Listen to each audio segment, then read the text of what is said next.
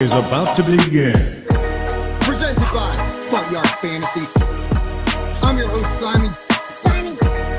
Joined as always by my wildly handsome co-host, John Luke Garofalo. Our friend Coop with us, aka Coop A. Fiasco.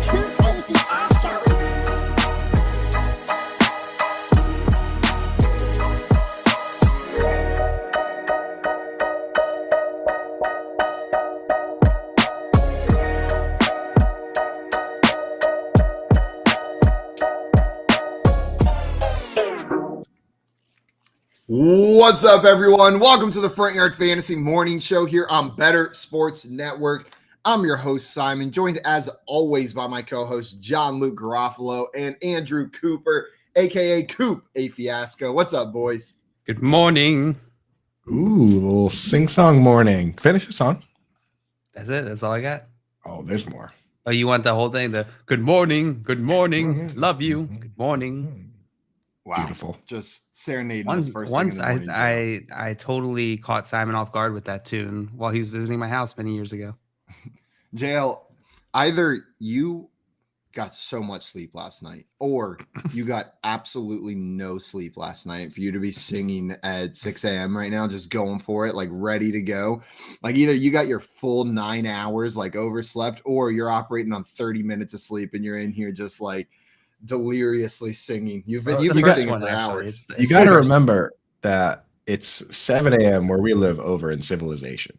And you live over on the frontier, you know what I mean? Frontier, The Wild West. I don't know what time it is. Yeah, it's nothing but cowboys and aliens where I live, just running around. It's the true wild West. We got Tommy in here. Says, yo, time for the show. This is Happy Thursday. He's just excited for football. You know what? Tommy's probably right. It's the Bears Commanders game that's got you singing songs, isn't it, J.O.? Is Tommy always up this early? For sure. Tommy was born in the darkness. He's only. I was trying to see if I could bait Coop into doing it first thing on the show 2 days in a row. We were watching Superstore last night, and they made a Bane joke, and it was with it like, it's Coop. I know I do. Yeah, like Coop's on Superstore. Mm-hmm. Yeah, the funny thing, the producer for the Sunday show, Heather, she's like, what prompted you to do the Bane thing? I was like, which time? And also, I couldn't possibly tell you why. You know, we're on here 15 hours a week. I'm sure there's any number of darkness comments or Batman comments. Hit her with the Will Smith laugh. Aha! J-Wall is in a good morning. Guess where I am? Guess where he is? I would guess Bali again. Yeah, maybe a slightly different location in Bali than you were last time you sent that message. Would be my guess. I can't name any locations in Bali. So. South Bali, North Bali. That's West all I got. Bali. I'm not confident there's a West or East Bali. 'em. Squirrel Bob in here. Good morning, Squirrel Bob. What's up? Welcome in. And Tommy saying always awake. Always awake, non-stop. He's ready to go. He sets his alarm for this and then just stares at his phone until it hits 7 a.m. every single morning. What a man. What a man. Guys, tonight, as we mentioned, we've got that Bears Commanders game, but there's a lot going on in the league outside of just Thursday night football. Sean McVay was quoted saying the Rams haven't made last offer to Odell Beckham Jr. So after Odell Beckham Jr. tweeted Wednesday that the contract offer the Los Angeles Rams made him wasn't reflective of his worth, Sean McVay indicated he didn't think that would be the team's final offer. He was quoted as saying, LA knows where I wanted to be, which is what Beckham tweeted, but they didn't offer me anything. So IDK what people want me to do. I definitely know my worth, and what the offer was isn't reflective of that. The Rams still have a nameplate in the locker room of the practice facility for Odell Beckham Jr. He seems a little peeved at the offer they're giving him, but Sean McVay seems to think they're going to get something done. Do you think we see Odell Beckham Jr. back on this field? Nope. I think we do. It's probably likely. I think we do, man. He loves the limelight. He loves the money, you know. So I think eventually he's just going to take whatever they're offering. You know what's funny? I can just imagine the things that Odell Beckham Jr. and his knowing Odell, what him and his agent are saying about Allen Robinson as part of these negotiations. They're probably sitting there like, that guy? yeah, what is this? What is this? He's not even doing anything. You know what I mean? Allen Robinson's helping Odell Beckham's thrashing case Allen better than Robinson. anything Odell Beckham did last year. Just out there being Allen Robinson is not helping. No, not Scroll wants to know, when is he even supposed to be back? It's not till like week 11, right? Week 11 or 12 that we're supposed to see Odell Beckham Jr. That is so far from now. It sounds so far from now, but man, I swear, like I blink and all of a sudden it was week 6. Like I don't even know where the first 5 weeks went. We're about to start week 6 tonight. That's insane. That's absolutely. This is the point of the season where I look at my worst team and go, my God, how the hell am I going to turn this 0-6 team around? Because that 0-5 team probably isn't winning this week either. In other news, Davante Adams, we got an update on his situation. He was charged with misdemeanor assault for the Monday Night Football shove. He was cited for an intentional overt act that inflicted bodily injury, according to court records released Wednesday. The man shoved by Adams suffered whiplash, a headache, and a possible minor concussion from the incident, according to records. He was working for ESPN's Monday Night Football as a freelance photographer. So that's what went down. That's what they're charging him with, misdemeanor assault. I imagine he's not going to go to jail for this. He's going to probably pay some money, maybe settle out of court with this guy, and then 0 to 1 game suspension and a fine from the NFL is probably what we're going to be looking at for Davante Adams. Yeah, it's right there on video, so he's gonna have to be like, guilty, Your Honor. It's textbook. Right? Gently shoving this gentleman. But I mean, hey, dude, got a capitalist society, a litigious society. So this guy, dude, got to go for it when you have a chance. Yeah. And you're right, Coop. It's textbook, right? He can't really argue that he didn't do it. Whatever we think about the severity of it, like it's exactly what they said he did. I seen it. I seen it too. Tommy in here saying, I'm charging you guys for inciting temporary insanity. Yeah, 3 hours a day. If you're in here for a full 3 hours, that probably makes sense. Probably makes complete sense. Daniel Jones was quoted on his contract situation saying that's certainly not my focus. The Giants declined his 5th-year option, so the quarterback is scheduled to become a free agent in 2023. We've talked a bit about this previously, but Dable comes to town. Daniel Jones has looked decent in some games so far this year. Coop, remind me, do you think Daniel Jones ends up back as a Giant? Has he shown enough where he's going to re-sign there? No, I don't think. No. He's just okay. I mean, I think if they somehow if they keep this rolling, they're not going to have a good enough pick to take somebody. And it's like, can you walk away from the quarterback? Well, I mean, think about it.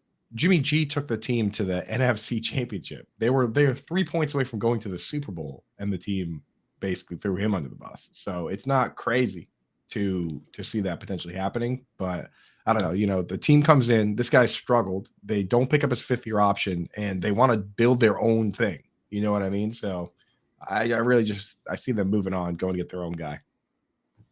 JL, if Daniel Jones is not on this team next year, is he a starter somewhere in the league? Probably with all the injuries. Yeah, I don't know where. We'll have to see, but I could see him being a starter. Maybe the Seahawks get him over maybe Geno the Texans. Smith? Yeah, over the Geno. Yeah. Man, Texans would be interesting. Packers after Aaron Rodgers retires.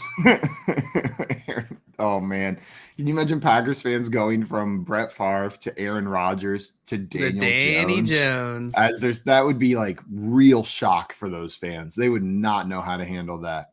Tommy's just send him to the Panthers. He's both New York. That might be an upgrade for the Panthers, to be honest. Yeah, it's not looking good over Baker and Peach. And Peach. We'll see what.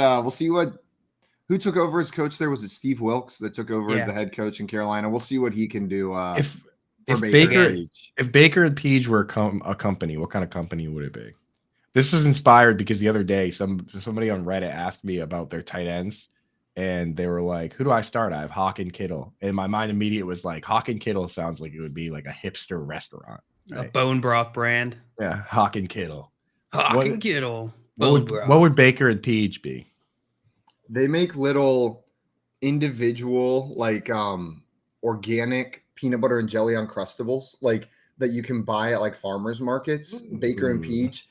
Peach makes the PB&J that goes in there. Baker makes the breads. So Baker and Peach, they stuff these things. You can buy little like adult Uncrustables. What makes them adult when you're walking around? The flavors of the jams are not like grape. Yeah. It's like jalapeno mango hibiscus jam in there with like farm raised unsalted almond butter in a whole grain self-raising rye. Right. Yeah, it's something like that. I don't know all the words, but it's going to be fancy. Man, I was really bought in until you started describing it. Sounds bad. Well, I'm not the baker and I'm not the Peach. Okay, so I'm not the one coming up with these flavors. They're going to have much better than me. That was just me spitballing. Uncrustables are amazing, but they're also terrible for you. I'm not sure if you looked at the nutritional value on those things, dude. You might as well leave a cookie. Why would I ever look at that? Don't do it. You might as well eat a bunch of Oreo cookies. Man. It's not a problem. Yeah, if I'm eating Uncrustables, I'm not eating it going like, boy, am I being healthy? Know what I mean? Like it's at that point, I've tossed aside all inhibitions related to nutrition. If I'm knee deep in Uncrustable. Dude, being an adult, I realized like as an adult, I realized like all the things I thought were healthy as a kid are not. Like when it's like when I was cereal, all doing cereal, like a diet, all cereal, like any kind of juice is just like sugar water. You know what I mean? I don't believe that, dude. Truly, don't look.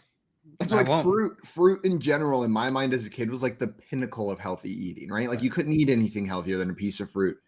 You can eat too much fruit. It really is like just sugar. It's just straight up sugar. Tommy with beer. Yeah, when I was a kid, I thought beer was healthy. And now I know that beer is. I think he's talking about the adult Happy Meal. What makes it an adult Happy Meal? Well, the toys have 4 eyes instead of 2. Grimace doesn't wear pants in the adult Happy Meal. No, he doesn't. That's what you got going on. That makes it so weird to just go like this. Before, not at all. Now, weird. Grimace is fully dressed. I was playing this video game a couple weekends ago, and this like woman asked me to find her dog, right? I returned the dog to her and she goes, why is he naked? Was what she said. And then I had to go find his clothes. And you holding Grimace up like that made me think like you just are absolutely shocked that Grimace is nude. What video game are you like finding dogs in, dude? Like you don't have like Call of Duty or anything cool? Don't ask, man. Don't ask. It's called Golf Story. It's like a 16-bit golf-based RPG game where you're just running around doing golf-based missions and Joey loves it. Do you play golf at all? You do, but you also find people's dogs and smash pumpkins and stuff. Sounds kind of tight. It's pretty good. It's a pretty good game. It's a pretty good game. One of my favorites. For the first time in his career, Chiefs quarterback Patrick Mahomes is a home underdog going against the Bills this weekend. Mahomes have been favored in his first 41 home starts, including the playoffs. It's the longest streak to begin a career in the Super Bowl era, and this is coming to you from Adam Schefter. So Mahomes, home underdog. Who you guys taking on this one? You like the Bills or you like the Chiefs? You think Mahomes is going to pull off a win in his first time as a home underdog in his entire career? Dude, if anybody can, it's Patrick Mahomes, but I'm staying far away from this one. I'm not choosing somebody to win because the moment I choose the Bills, the Chiefs are locked in to win. And the moment I choose the Chiefs, the Bills are locked in to win. I do. You know what's crazy is I fully agree with that. And there's not enough of that in the gambling community. Like we do this all the time where we're forced to pick. Like sometimes you just got to queen bee it. Sometimes you just got to say, hey, you know what? This bet is just like last time this matchup, if anyone remembers, came down to a coin flip in overtime, of which the league changed the rules over, right? Like that's how close this matchup typically is. So there's so many other matchups where I look at it and I'm like, that's much better. Spread? Like, what's going on here? This one I look at it and I'm like, makes a lot of sense. All of it, you know, right? Like, Bills are awesome and the Chiefs are good, so I'm just gonna enjoy this. I don't need to put any extra money on this matchup, right? Like, I don't need any. Bills are awesome. The Chiefs are good. That's all I got to say about that. I don't need to put any extra mustard on this one, dude. This one's ready to go. Can we just have this game tonight instead of the like Like, put the Commanders-Bears game while 8 other games are going on at 1 p.m. Don't put it on Thursday night where I'm going to stay up late inevitably to watch it. If I'm going to stay up late, make me stay up late to watch the Bills-Chiefs with a 53.5 point over-under. Like, that's what I want. Not this Bears game. God. Literally every other game. Yeah, every single other game. Every single other game this season has had a higher over-under. I'm not sure if you guys recall any other ones, but 37.5 is the lowest one I remember. Like, I just told Maria, I think yesterday, that 38.5 was the lowest I think I've seen. And she was like, "That's nice, honey." Yeah, she was like, "What? What'd you say? Did you say something?"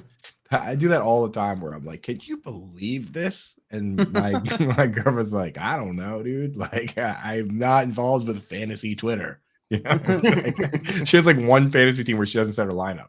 Now, was this your girlfriend or your fiance? Because I imagine those are two different people. You know, they're both getting married this weekend too. That's the crazy part. That is great. Neither to me either. It's gonna be a crazy weekend. It's gonna be a sad Monday. Coop's gonna go from having a girlfriend and a fiance to single. Living that single life on Monday. Now you'll have more time to dedicate to fantasy football and Bane impressions. Is what you're going to have going on. Flash that hair real quick. In case Born in the darkness. Any suitors for when I'm available on Monday. Yeah. But my contract says only 1 day of hair a week, so I had to put the hat back on. I had to put it back in the cage. You know? That's fair. That's fair. My body says only 1 day of hair a week. That's why I keep the hat on. All the other days I'm really balding, but there is 1 day a week where it's just a full head of hair. It's incredible, actually. A marvel of science. Some days you wake up, you're just having a no hair day. No hair day. Yeah, those are the days that are bad for me. This hair is actually attached to the hat. It's like the Guy Fieri hats where they put them on and they've got the spiky hair on top. This is just it's like a InstaFlow is what this is. It's just on the hat. You can just clip it on the back of any of them. Landon Collins was quoted as saying, "I want to stay with the Giants, but Dave Gettleman didn't want me here." He said he dreamed of playing his whole career for the Giants, but when he hit free agency in 2019, former Giants general manager Dave Gettleman didn't try to re-sign him. Collins admits he didn't do much in Washington, but says he'll prove it with the Giants that he still got it. Dave Gettleman. Another one. Dave Gettleman, everyone. That's a love letter right there, dude. I just don't know what else to say about Dave Gettleman. I feel like everyone's in agreement. Yeah, that sounds about right for Dave Gettleman. Yep. Ben McAdoo. Everyone the name Ben McAdoo is just like a clown name to me now. But it goes back to the Matt Rule, Joe Brady thing. It's once everyone realizes after the fact that this guy's a doofus, you're like, wait a second, what about all the people he fired? Right? Let's bring those people back. Those people were probably right. You know what I mean? So bring Landon Collins back. He was amazing with the Giants before. He's probably still got something left in the tank. I bet Craig Diner saying he still has it. What is it? If he meant it, they better watch out. It's a great point, Craig. A lot of different ways of using it there. I'm not even sure if he still has it. Who knows? If he has it, then they might sign him. It. Anyone that can't see the chat, he has it in capital letters, meaning maybe Landon Collins has a fictitious murderous clown. I didn't even pick up on that. I forgot about the fictitious murderous I think that's what he was going for with it there. 100%. Yet another movie I have not seen, the original or the newer one. So I actually haven't seen that one either. Mostly because neither my fiance nor my girlfriend like scary movies. Otherwise, I would have seen it. I do. So I do. I don't mind them. You know what I mean? I don't sleep very well when I watch them, but something about it is exhilarating to watch. But no, she didn't do it. Dude, she covers her face with things that aren't scary at all. She didn't watch Lord of the Rings until last year because she thought the orcs were too scary. That's what I don't blame. Hey, I don't blame her for that one. That's awesome. Right, and then Tony Dungy comes on the screen, for football, and she's like, it's one of those orcs again. Oh, mean, unnecessary shot at Tony Dungy. Come on, that's kind of funny. Terrell Suggs.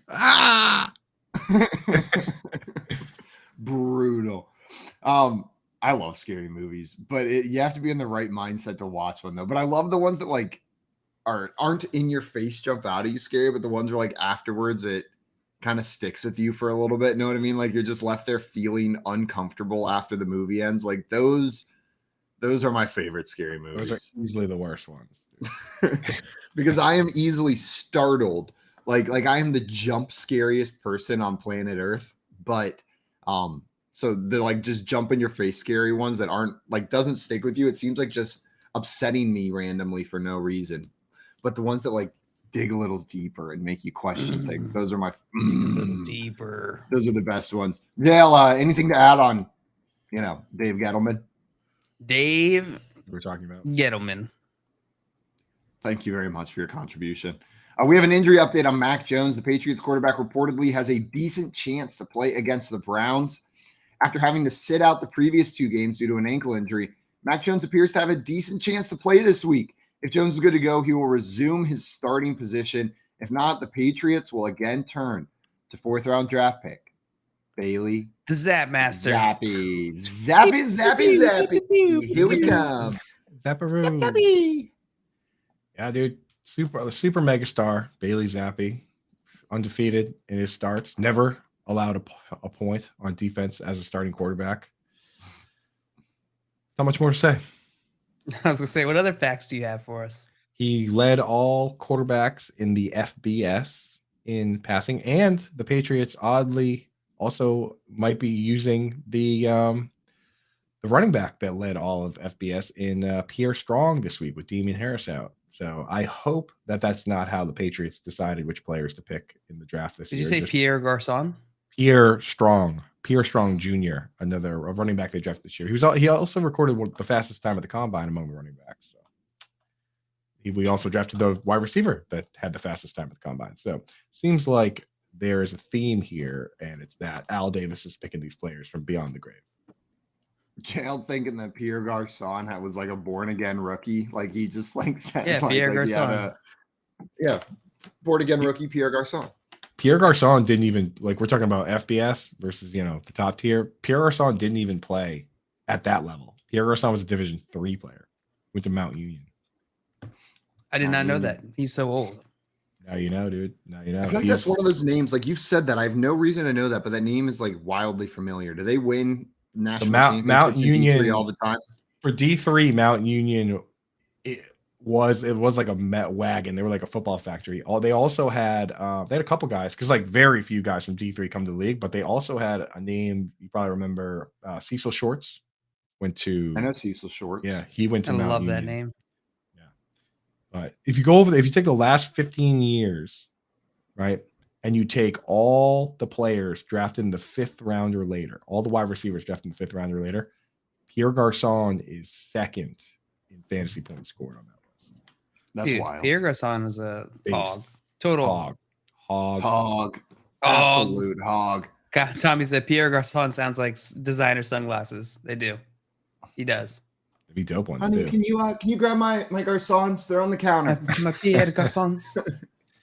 Dude, if I had a pair of Pierre Garçons, I'd know where they are at all times. They'd be on your face at all times. You can't misplace that. Never take them off. Shower in his Garçons.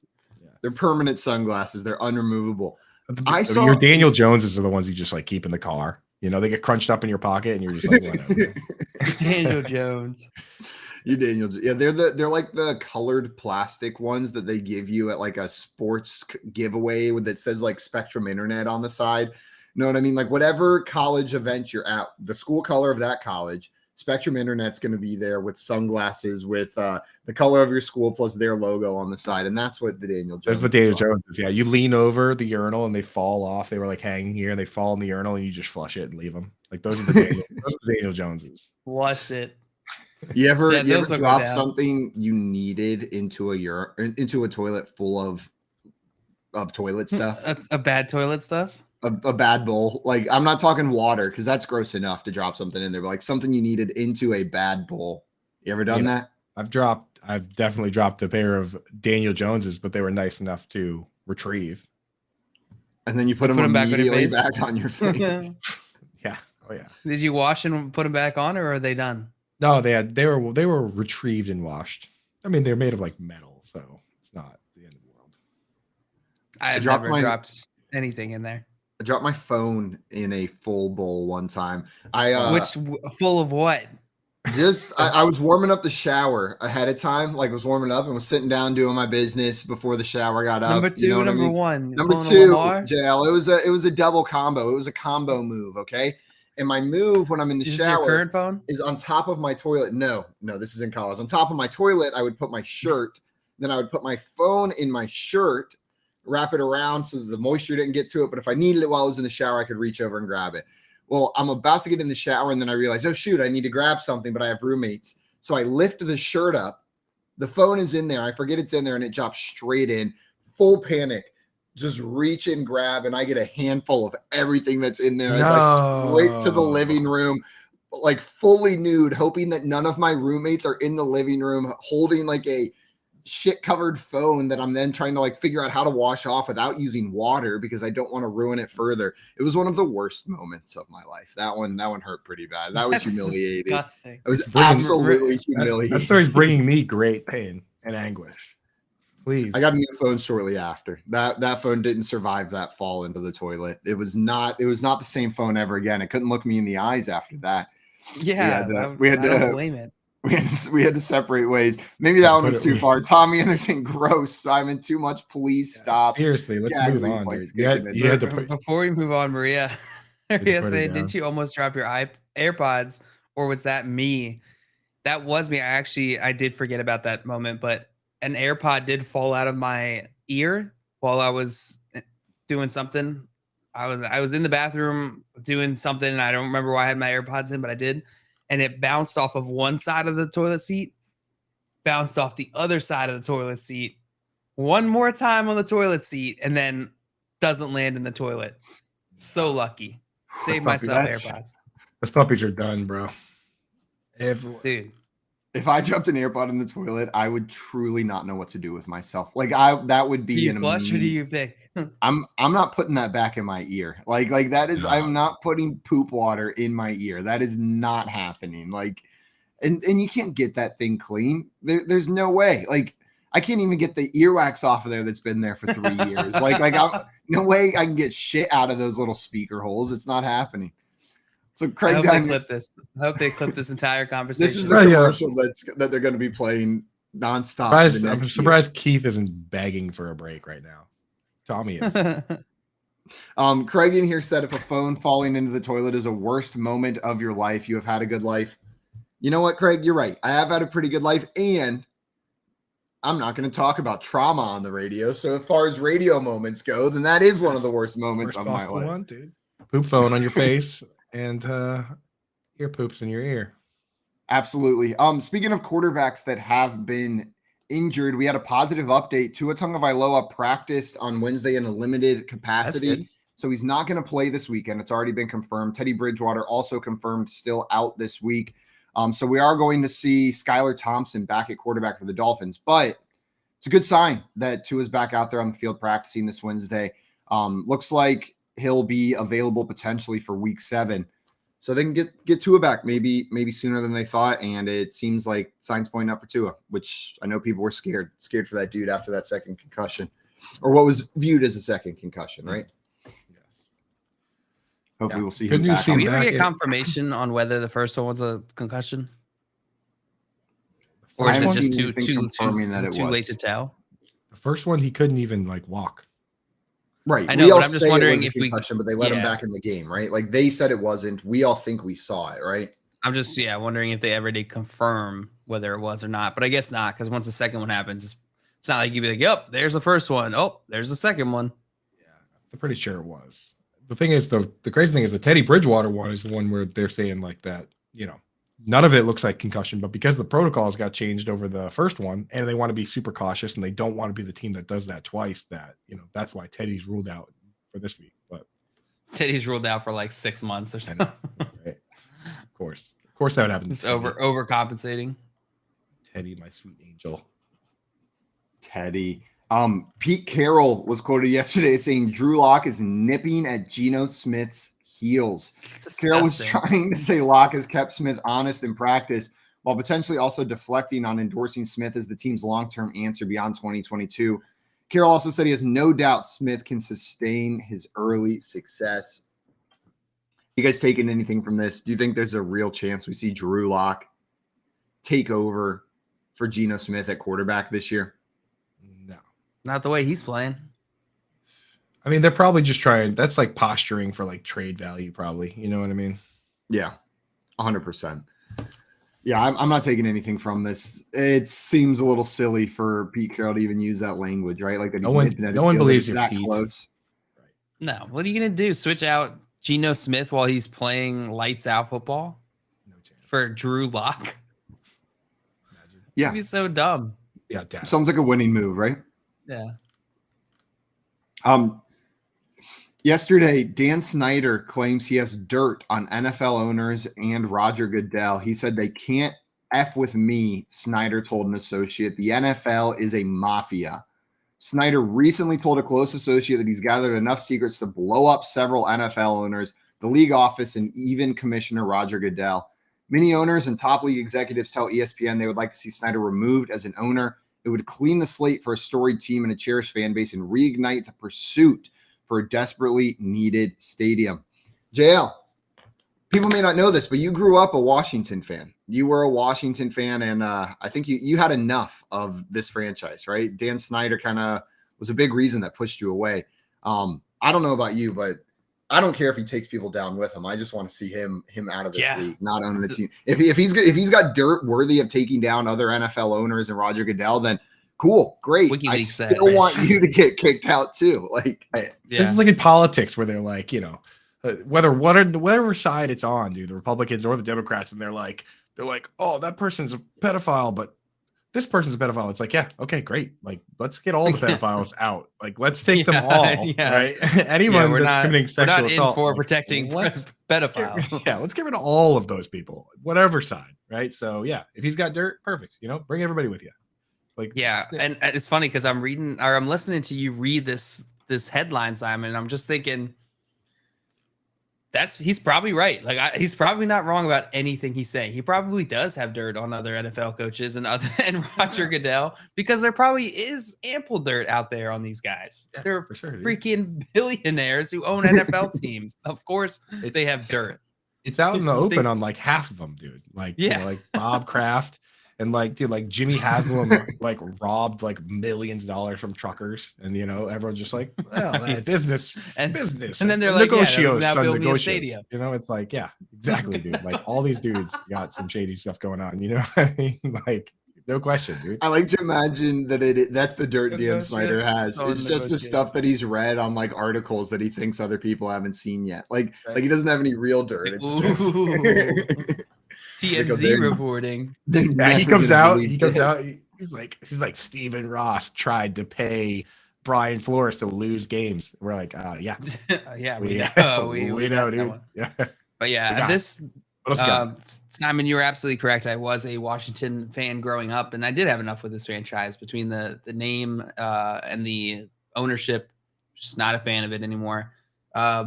So I'm no longer a fan of the Washington. Maybe I will be if if Dan Snyder's gone and they get somebody new in there and they revive the franchise. But man, it's fun being a Ravens fan, isn't it? It is real fun being a Ravens fan. I think it's not really a single Washington player. I'm like, I was gonna say that'd be a really hard sell. Like, okay, I know you're a Ravens fan, but how would you feel about cheering for the Washington Commanders? I'm also in Baltimore City now, so it's a little easier to get to a game here than it is down in Landover.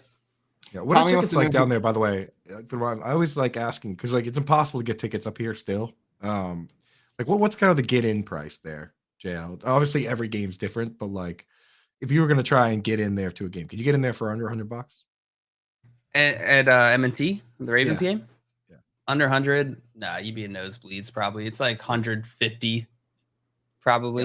100, 150 for upper deck. Unless you steal them. That makes sense. What about in San Antonio? If you wanted to get into how much gas would you need to spend? How much gas money?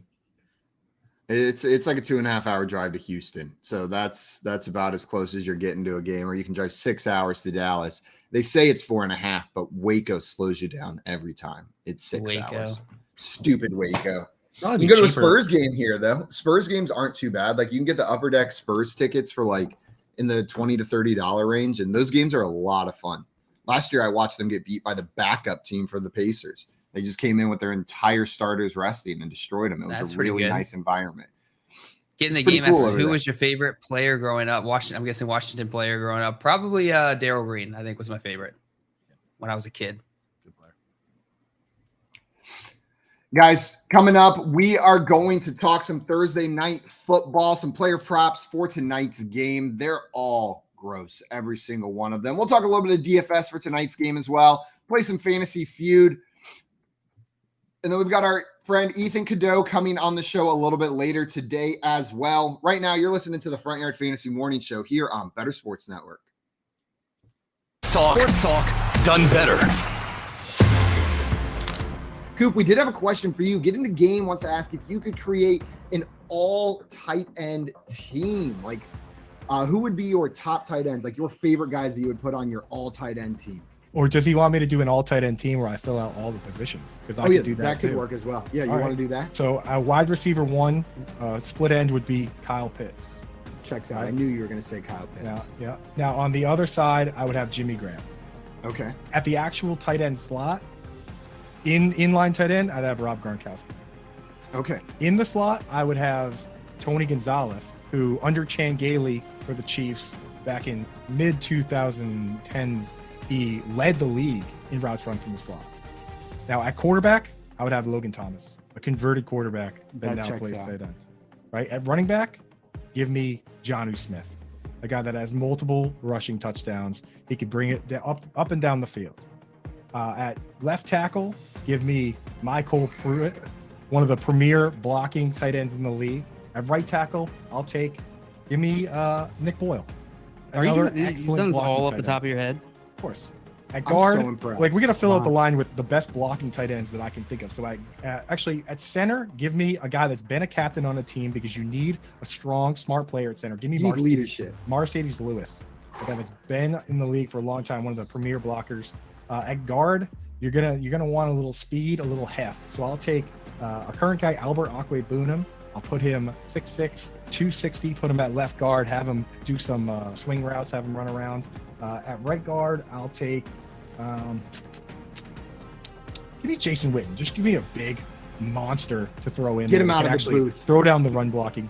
And can we put this in like a graphic? As my fullback move tight end, I'm going to go with a guy that's played a bunch of fullback. He's played a bunch of move tight end. Very underrated. Give me Chris Cooley, former Redskins tight end, move tight end, Chris Cooley. So that would be my all-time tight end offense. If you need now radio personality. I am in the DMV. I am so impressed. Not just like you didn't just pull out those names and you didn't stop after the positional guys. You said we're talking O-line here too because that's an important part of the offense. Coop, I could not put together a better all tight end team right now. Now put a full depth chart together. You'd be insane to do it. Punter. I feel like a maniac just having done that. But who's the punter and who's kicking field goals?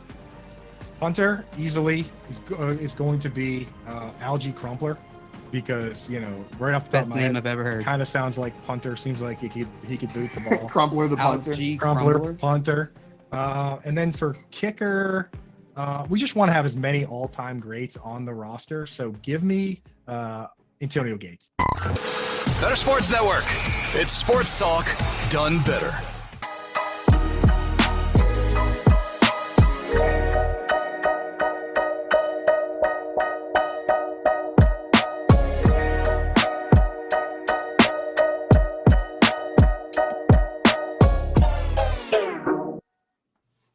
What's up, everyone? Welcome back into the Front Yard Fantasy Morning Show here on Better Sports Network. We're about to get into a little bit of real talk. This is the segment where we you get to know us as hosts a little bit better. We're going to answer some questions maybe about things in our past, things that we love, things that we hate, just things to get to know the three of us, Simon, Jail, and Coop, a little bit better. Jail, you got a real talk question for us today? Yes, I do. Good thing I was muted during that intro back because I pulled a Simon. Singing? Yeah, singing. That's what I was doing. Definitely not ripping farts. Definitely not. Definitely not. And that's been real talk, everyone. Where we get that's to know real talk. Thanks for tuning in. All right, guys. Here is your question for real talk. This is your question for real talk. How would you spend your days if you had unlimited time and resources? How would you spend your days if you had unlimited time and resources? What do you think, Coop? I mean, it really depends on what the resources are. Like, the funny thing about what we do now is that, like, you know, like I said, I had with the last Real Talk, I talked about how I worked my way up through real estate, all the different jobs from mortgages to appraisals to this. But I spent all my free time doing this.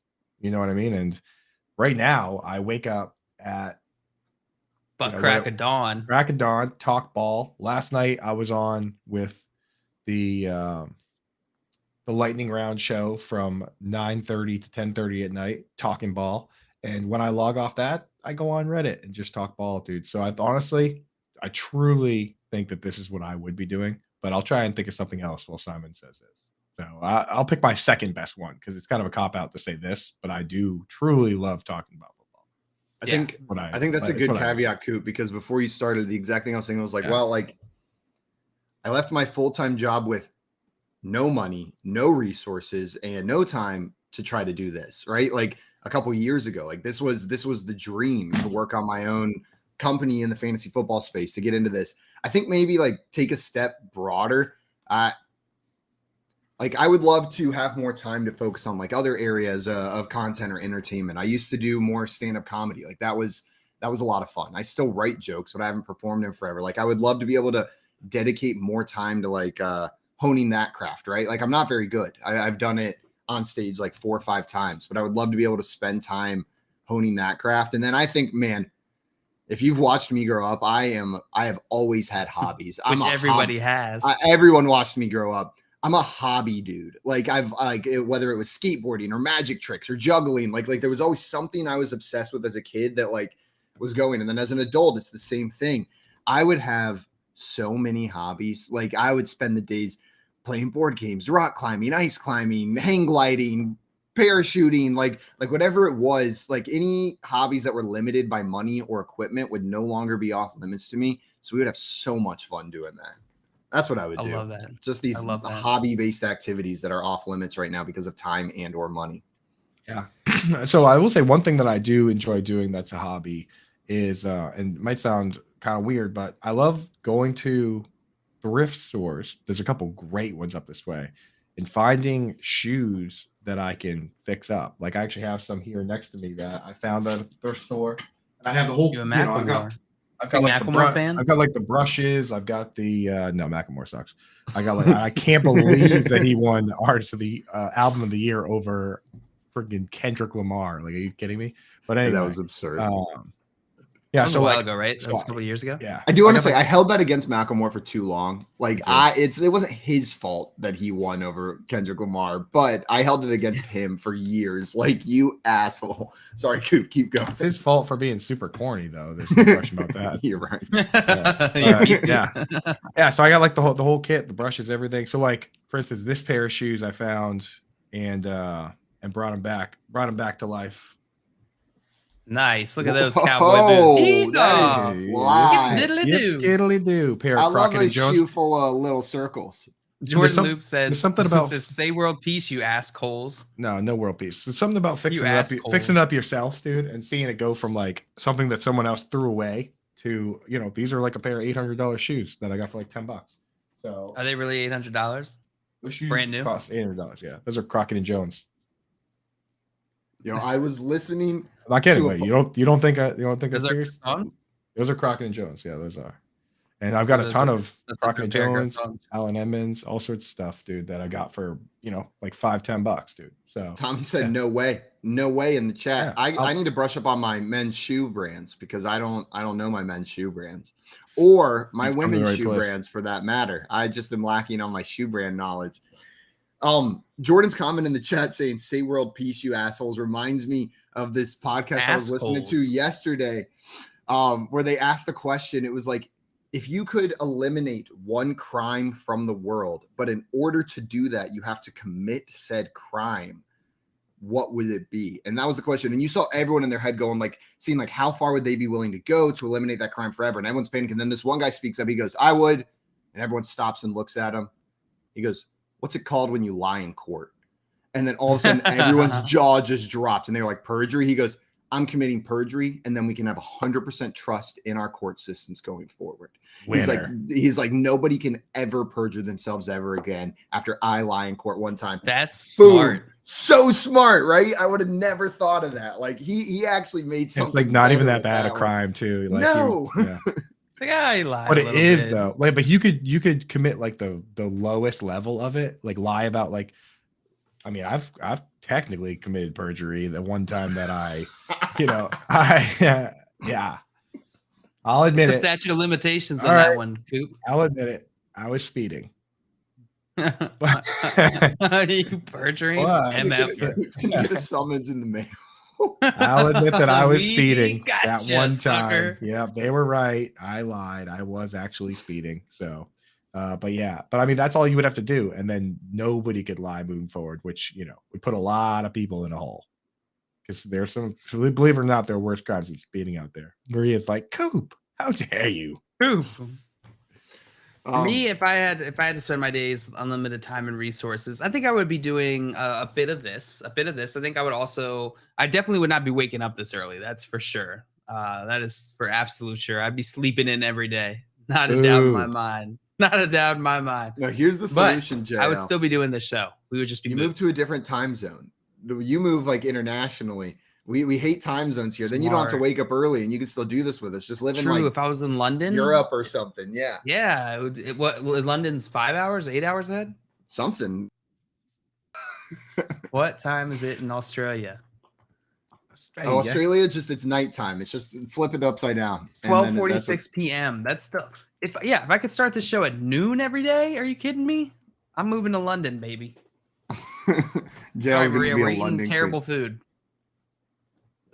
I saw this. There was this girl from London traveling around the U.S. trying all these things that people represent or like tell her to try. So she went to a Golden Corral, right, and came out and said 10 out of 10, some of the best food I've ever had. And somebody commented, if Golden Corral is 10 out of 10, I am so concerned for the quality of British food. Like, if you came out of there and like, this is a 10 out of 10 meal, what the hell are you eating back home? Jordan Luke said, enjoy your beans on toast, bruv. I will. And my Indian food. I'll just straight up only eat Indian food. That's the funny thing is they're like famous for their Indian food, which they just stole from a country that they forcefully occupied, right? Yeah, like 100%, yeah. Or just like, but it doesn't change that there are quality restaurants in the UK now. Yeah, about to find out. I'm gonna be over there on the old honeymoon. Oh, yeehaw! Yep, skiddly do. Run around London just shouting "yeehaw" over. Yeehaw! Back to back. Did you spend the entire time me talking, sending us images of shoes that you have repaired in our chat? Yeah. I didn't really. What did you say that you were like? Something about like Indian food. Nothing. Nothing worth going back for. This talk is making me realize what my real answer is. I don't know why this wasn't my answer from the get-go. I literally spend my free time planning hypothetical trips. Like, I've got so many Google Docs with like itineraries of trips I'm never going to take laid out. It's freaking traveling. If I had unlimited time and resources, I would be traveling all over the world, spend a month here, 2 months there, 3 months there. I can work from anywhere. You know what I mean? Just make sure I got internet and my laptop and a microphone, and we're good to go. I'd be traveling everywhere as well. Oh, we're supposed to do real answers? I would just be partying my face off and like oh, my bad. That's 100% where I would be. Guys, that's going to be it for Real Talk today, and we're about to get into some real painful talk with the next one. We're talking Thursday night football. Bears versus Commanders. Commanders at the Chicago Bears. The Commanders are 1-point favorites on the road with a blistering total set at 37.5 points. Oop, you taking the over or under on this 37.5 point total? I might go with the Keith move, man. Just go bet that there's no touchdowns. I mean, 2 weeks in a row, double down. Could it happen? Me and Keith rooting against fun outwardly. I don't know if it can happen. The Bears rushing attack isn't terrible, right? Like they actually have a decent run game, especially if they're able to keep Justin Fields moving. Like, they got him going a little bit last week, should have had a touchdown that got called back. I think the Bears at least get something going on the ground. They'll score. Do you guys want to take a guess? How many of the Bears games so far this season, up to week 7, because that's currently what we have the lines for available to us, up to week 7, how many of the Bears games have had a total that's over 40 points? Like before the game, or that's how many points were scored, like once the game was over? Before the game, like the Okay, line. like where it was total. set. Yeah, where was it set? Over 40. Do you have it up right now? Yep. Without guessing, I would say maybe one of the games. Without guessing. Or without knowing, without looking. Without guessing, I would say. As you proceed to give a very unsure answer, like you were clearly guessing. Without guessing, I would say. I'll say 3, and that would still be absurd to have 3 games below 40 at this point in the season, is what I'm going to say. So games over 40. Right, but there's been 6 games, right? Yeah, but I'm saying up to week 7. Up to week 7. Inclusive or non-inclusive? Because I was considering it non-inclusive. Inclusive? Okay, so it includes week 7. Yeah. Then I still stick with my answer of 3, but the words I said out loud no longer apply because it's not 3 on the other side too. I would raise mine to 2. 2 is correct.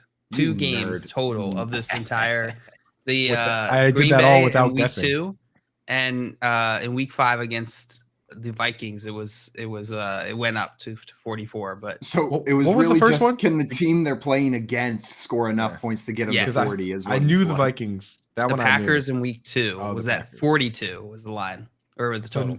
So next week's is out already, and it's under 40. Yep. We got Washington this week, which is at 38, and next week is against the Patriots, at the Patriots 38.5. Dude, that's a Monday night game. That Patriots one. I know. Yeah, I know another prime time. Prime time, baby. The same team had 2 totals that are just barely above 40. It's 2 prime time games. Wait, did you say Patriots Bears is a primetime game? Monday night, bro. Monday night. Yeah, 10:24. 10:24. That's out here. Yeah, I knew that because I was like looking up what games were in New England for like traffic purposes, and I was like, "What? Are you going to any games, Coop? So that one I could probably go to, dude. Like, cause I can't really go to like 1:00 games because I have It's too much going on. Obligations. But I could go to Thursday or Monday games. So maybe I will go to that game. Coop, the way you said you were looking it up ahead of time for traffic purposes is such a dad move. I feel like this is like the second time we're seeing like just like you check the Doppler radar. Whenever someone asks you for directions, you're like, oh, but you're going to want to avoid this way because there's always traffic on game days. Like what you're going to want to do, don't use your GPS. Drive till you see the target. You're going to turn left, stop and get a sandwich. Then like that's how I see you giving direction. My dad like has always worked in like real estate, so his directions are like a second layer of dad.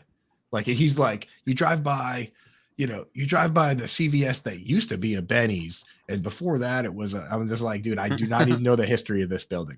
I have a GPS. You don't even need to do any of this. You know what I mean? Like, yeah, you're all extra. You pull into the parking lot, walk in, and go, excuse me, did this used to be a Benny's? Yeah, I'm trying to figure out where to turn left. Yeah, you go across Arthur Smith Bridge, which got a grant from the building back in a grant from Providence back in 86. I'm like, dude, could not care. Don't need you start talking grants with me this early. That's what I'm saying. Don't you dare. We financed that one back in 93. I'm like, dude, no. Jordan says, won't you be in Europe, Coop, during that Monday night football game? No, because we don't leave for Europe until like Halloween. We're going until some other time. We're waiting a little bit before we go. So it's going to be Halloween through we're going for just under 3 weeks. So good, a lot of time. Woo-hoo. It's gonna be crazy. We'll miss you, Tommy. I'll be calling in though. I'll be calling in. We're doing a little Coop in Europe, Coop in Europe segments. I'll try Keep and in the Europe. Yeah, I'll see how good the service is out there at some monuments. Pop in, say what up, y'all. I'm pretty sure it's like a thing where like the internet's faster in Europe, isn't it? Like they've got better internet than we do. Isn't that like a thing that I've read in an article, or am I completely making that up? Isn't that a thing that you have read? Yeah, can you guys confirm that I've read that in an article? I like to think I like to think that you have. Thank you, guys. I really appreciate that. I think the way it works over there, right, is that like you have to pay to use the bathroom, but they take all that money and apply it to internet speed. Even in your own home, you have to pay to use the bathroom. There's like a poop jar in every bathroom. Like, pay the poop tax. Poop jar could be anything. that could be a lot of things. You can be making some jankums over there. How else do you think? How else do you think you pay? Poop in the jar. You got to pay in the jar, and then you just go in and wash your hands. You know, I think it's only natural that whenever we talk about the Commanders and Bears, like we end up on poop talk. Like of course that's where we ended up in the middle of talking Commanders versus Bears. We'll probably end up back there as we try to avoid talking more about this game. Who are you guys taking in this one? Commanders are 1-point favorites. Do you think the Commanders pull this one out, or do the Bears get a win with Justin Fields this week? So unlike the other game, the Bills game that we talked about, I actually do have a take on this one, and I think that Washington's the better team. I think that what I've seen from this Bears team, they need to drastically change how they're operating, and I don't think they can do it overnight. And what I mean by that is that Justin Fields, once again, like we talked about, they called 30-something pass plays and he only threw 20 times. Like, that doesn't work in this league. If it worked, then they wouldn't be the only team doing that. So I don't think they're going to change that this week. So I think Washington wins this one pretty handily, and I'd be willing to sprinkle some dough on that. Sprinkle some dough. Washington. You're taking Washington as well? Yeah. Yeah, I'm with you guys. As much as I want to pick the Bears, say this is going to be a Justin Fields and Darnell Mooney week, it's probably not going to be a Justin Fields and Darnell Mooney week. There probably aren't going to be very many Justin Fields and Darnell Mooney weeks. The Bears are 27th in points per game. They're 31st in time of possession. They're 31st in total yards. They're 32nd in offensive plays. They're not only 32nd in pass attempts, but 17.6 pass attempts is insane. I was like, you know what? I don't feel like going back to find a team with that few pass attempts, but I did it anyway. And you have to go all the way back to the Bills. 1923. Yeah, it's like the Bills in the 80s with O.J. Simpson. Like, you have to go back. They're at 17 pass attempts a game. You have to go back to 2009 just to find a team that's under 25. Like, this team is historically low in terms of pass attempts. I think it's going to come up, and you'll see a little more fantasy relevance out of these guys. But for the time being, this is a non-offense, dude. And you can't just run it all game, because we've seen them have two running backs run for 8 and 9 yards a carry, and they still lost by 10 points. Like, clearly that doesn't work in the modern NFL. So figure it out. Figure it out. Right. Like that was your closing statement. Joe, can you figure it out? No. Don't put that on me. No, Tommy and you're saying Bears suck. If the Commanders get ahead, it will be a blowout, an absolute blowout. Yeah, that makes sense. And Jordan said, I've already called Riverboat Ron as the next coach fired. I need this. Ooh, you think Riverboat Ron's going to get fired? I don't want that. I don't think it'll be. Because in fantasy football, Riverboat Ron is one of the very few guys that uses a super highly consolidated snap share. Like, he's like kind of like Sean McVay, where he's willing to use the same 11 dudes every play. I love that for fantasy football. You know what I mean? Like, I guess he does rotate the running backs now, but like with the Panthers, he used legit the same 11 guys every play with Christian McCaffrey. And with this team, you know, we've seen plenty of times he's willing to use 3 wide receivers and Logan Thomas, and it's the same 3 wide receivers every snap. That's so good for fantasy football. I do not want Riverboat Ron fired. I don't care if he's a good coach. Yeah, speaking of the running back room on the Washington side, Brian Robinson, Antonio Gibson. Brian Robinson led the team in rushing last week. What are you guys expecting this week against Chicago? Nightmare. Yeah. I mean, I'm hopefully not starting any of these guys, but if you're starting, I think you can plug Brian Robinson into your lineups if you need to. But I'm trying to avoid players from this game. That it's not looking sexy, not looking like a high upside start. If you're rostering Antonio Gibson, you're benching him, Simon? If you've got better options, which you very likely do. I mean, I know that's a cop-out answer. Well, but if you got a better option, go with that one. Well, but if you got a worse option, go with this one. You asked me if I'm going to start him with no context. Like, I'm not fantasy. Be more of a take Smith, dude. Make something up. Take Smith. I'm not starting Antonio Gibson if at all avoidable. There you go. Was that so hard? Better? That was way better. That was way better, dude. Definitive. Divinity. No, if you're gonna start a running back in Washington, it's Brian Robinson, but you're sad either way. J.D. McKissick, get him in there. JD McKissick. MF and McKissick. Tommy did ask earlier, Brian Robinson or Khalil Herbert has to start one of them. Which one would you start tonight? Brian Robinson, dude. He got 10 carries. He got the most carries on his team. Antonio Gibson only had 3. Khalil Herbert is the backup running back for the Chicago Bears, as sad as that is. Yeah. Brian Robinson. Yep. Brian Robinson for me as well. Also, before we continue talking about this game, we had some questions from we had a question from Brendan come in here. Said Myers and Knox for Hawkinson and Cooks, full PPR. So Jacoby Myers and Dawson Knox for TJ Hawkinson and Brandon Cooks. Give me the Hawkins side. Deal. You Hawk and Cooks all day long, dude. Knox doesn't easy. Not only Knox wasn't even playing well, and then he got hurt. Like, Knox is a non-factor. Basically trading Jacoby Myers for TJ Hawkinson and Brandon Cooks. Like I would I'd probably trade Myers for either one of those guys. Yeah. As much as I love Jacoby Myers, he's such a low A dot. He's just PPR possession guy. He's gonna get you some decent stuff in PPR. That's about it. Exactly. That's about it. But Cooks is the same guy, so why not go Cooks and get a Hawkinson for free? Wait, what compelled that person to come to you and offer you the good players for the okay players? Yeah. Dawson Box is exactly right, Jordan Luke. And Brendan says perfect means I won. That's I like good this move, Brendan. Good move. I'm Good job, Brendan. Also, Tommy in the chat said, this means Herbert goes for 120 and 2 touchdowns, as is fantasy. 100%. That's what's going to happen. Not David Montgomery's healthy. But maybe. I thought he was going to take over the backfield, guys. What happened?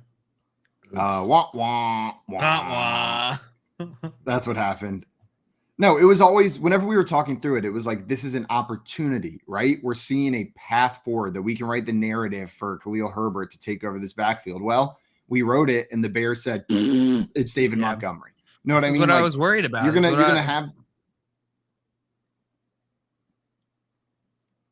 Let's see who will hold that longer. All right, I'll go then. I was like, are you gonna go on? No, this is some of the concerns I brought up is that we saw this last year, and then they just decided not to continue with Khalil Herbert. I don't think that they think about it the same way. Khalil Herbert came out last year and had 100 yards rushing against the best run defense in the league in the Tampa Bay Buccaneers. And the moment David Montgomery came back, they were like, get back on the bench. Like he literally had the only 100-yard game against the best run defense, right? Yeah. Right. I still think, I just want to say, even though he's not taking over as the running back, I still think it was worth that shot on the waiver wire, right? Like these types of players where there is that opportunity, that's why you're picking them up, is it could have happened, right? Not necessarily like it's guaranteed. You're going to miss some of those shots. They're not always going to play out the way we want them to, but in order to hit on the guy that is going to take over that backfield, sometimes you take a Khalil Herbert who just gets relegated straight into backup duties, and that's okay. That's okay. He's still a worthwhile player on your team, even if he doesn't reach the ceiling that we had projected for him when picking him up off the waiver wire, right? You missed drafting him. You missed 100% of the shots you don't hit. Wayne Gretzky, Michael Scott. Is it Michael Scott, Wayne Gretzky, or Wayne Gretzky, Michael Scott? I think it's Wayne Gretzky, Michael Scott. Yeah, Wayne Gretzky, Michael Scott. But I also tweaked the quote a little bit there. Maria asked, do I put Zeke in this week? In FYF week. What do you guys think? Oh, that answered it. Here, I'll answer for Simon. It depends on other players you have. Simon's like, I'm so done with you guys. I deserve that. No, yeah. Now I do put I've just been rolling Zeke out because number one, he's at least a starting running back and he has a shot of scoring, which puts him ahead of Khalil Herbert, puts him ahead of all these other guys. He's also playing the Lions this week, who their defense has been atrocious. So I think Zeke is a good start this week. Zeke, back up with Antonio Gibson. He's not even an RB3 this week. Okay. So whenever I said that, it was basically saying I really hope not is what I was saying. Zeke is an RB2. I can confidently say play him. Sure, there's going to be teams out there where he is on your bench, but he's an RB2 this week. He's a top 24 guy. Plug him into your lineups. Antonio Gibson's outside of that even top 36 running back range this week. So you better hope you're not playing him, but you might have to. Yeah, I'm fine playing Zeke this week. I think he's probably RB2, maybe RB3, but still that's worthy enough for you to start in this economy. And Jordan down here saying if you have better players than Zeke, I'd bench him. So again, with that more analysis, I'm just getting roasted over and over and over. What you said wasn't even that bad either. It's just, it was funny. It's just constant. Squirrel Bob said thoughts on starting both running backs from a backfield. So I'm assuming not in this game, but like Zeke and Pollard. Would you start both of those guys on the same team? Yeah, I would, especially this week, right? That one is matchup dependent, but I mean, against the Lions, dude, for sure. I mean, the Patriots, like, as much as I joke about it, like, Bailey Zappi being a star, like, the Patriots aren't that good of a team, and they hung 29 on this team, and they scored 0. All right, I think the Lions right now have the worst defense. They're letting up the most points per game of any team in the league, right? Yeah, they are. Their defense is truly abysmal. It's as abysmal as it gets. It's as abysmal as it gets. That's abysmal. I got you. I got your back, Simon. Thanks so much. Yeah, thanks so much, Coop. I really appreciate it over there. Back to this Washington Commanders at Chicago Bears game. Coop, I was scrolling through our first touchdown scorer prop, the one we always like to do, and I noticed something fun that isn't on a lot of the other ones. No touchdown scored has better odds than 11 players that they have odds listed for. There are 11 players listed after no touchdown scored for this game. That's pretty high. I wonder if it's because of it hitting last week, and so they're trying to like put it up a little bit. Know what I mean? They're trying to sucker bet everybody with that. Yeah, because I saw that, but that's what I was kind of making fun of Keith a little bit for, because this one was up for the Thursday game. It wasn't up for any of the games we looked at. But Keith got plus 7,000 odds. If you just bet if you bet it through FanDuel with the first touchdown scored line, it would have been plus 10,000. So kind of just lost. So you would have got 300. You just threw away $300 with your choice of platform there, Keith. Oops. It's at plus 3,100 this week on FanDuel. No touchdown scored. So more than half. Yeah. Should we dig into that now, or are we gonna play that game later? Let's dig into this game now. Who's the deepest player you would bet for first touchdown scorer? We had a question in the chat from Dustin. Dustin want to say, how far down is a DST touchdown? Washington defense is at plus 2,600. Chicago defense is at plus 2,700. So a little bit better odds.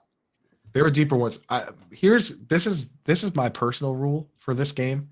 Is that I got to pick somebody that's after the quarterbacks, because at any given time there could be a QB sneak, right? So when I see Carson Wentz below the defensive touchdowns there, in my mind, I'm like, okay, I got to pick somebody deeper than this, because, I mean, QB sneak is super realistic, right? For anybody. Is that not true? No, you're 100% right. I think what the move here is to go with one of those secondary receiving options in Chicago. We've seen them targeted in the end zone so far this year. Dante Pettis or a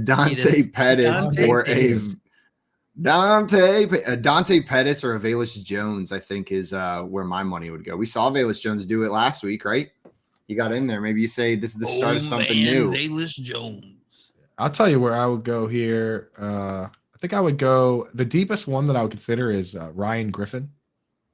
In every game he's been healthy, he's gotten at least one target, and he's only played 3 games. He has 4 targets on the season, but on the Bears, 4 targets is like a 10% target share, right? Like, if you really think about how little they're passing. So give me Ryan Griffin plus 4,700. Plus 4,700. I'll go Velus Jones plus 3,500 on this one. Joe, you got one? So what's the game? I had to beat you guys at this? Plus no. 3,500. It's about being it's not about just pick. You're picking like how deep would you go that you think could actually be the first touchdown score. Yeah, that you could, but that you can create a narrative. Harry, 4,300. I mean, oh boy, that's it's tough. like Trevin Wesco is like a hybrid fullback tight end that was cut by the Jets. Like, he's not going to score the first touchdown. Yeah, this isn't a game where like you're trying to like beat us. It's not like and you're the winner. It's just like literally always trying to beat you guys in some way if I can. Maybe we don't let you play this game. I'll go with no touchdown scored. Plus 3,100. Plus 31. Man, that's Treston Ebner quietly getting a little work. Here's the thing. Is the likelihood that that's going to happen twice in a row Well, I guess again, like it's not affected by that. Probability doesn't work like that, so should be good. In a game like this, the real answer is like David Montgomery. Like, David Montgomery at Yeah. plus 600. Yeah, being realistic, like you can't go too much deeper. You actually than, like, want to put this money on? Yeah. Curtis Samuel. Like you can't go Miami much deeper than Brown. the usual suspects here to score the touchdown. I'd go Gibson plus 1,800. That's scary, but the touchdown singular. Yeah.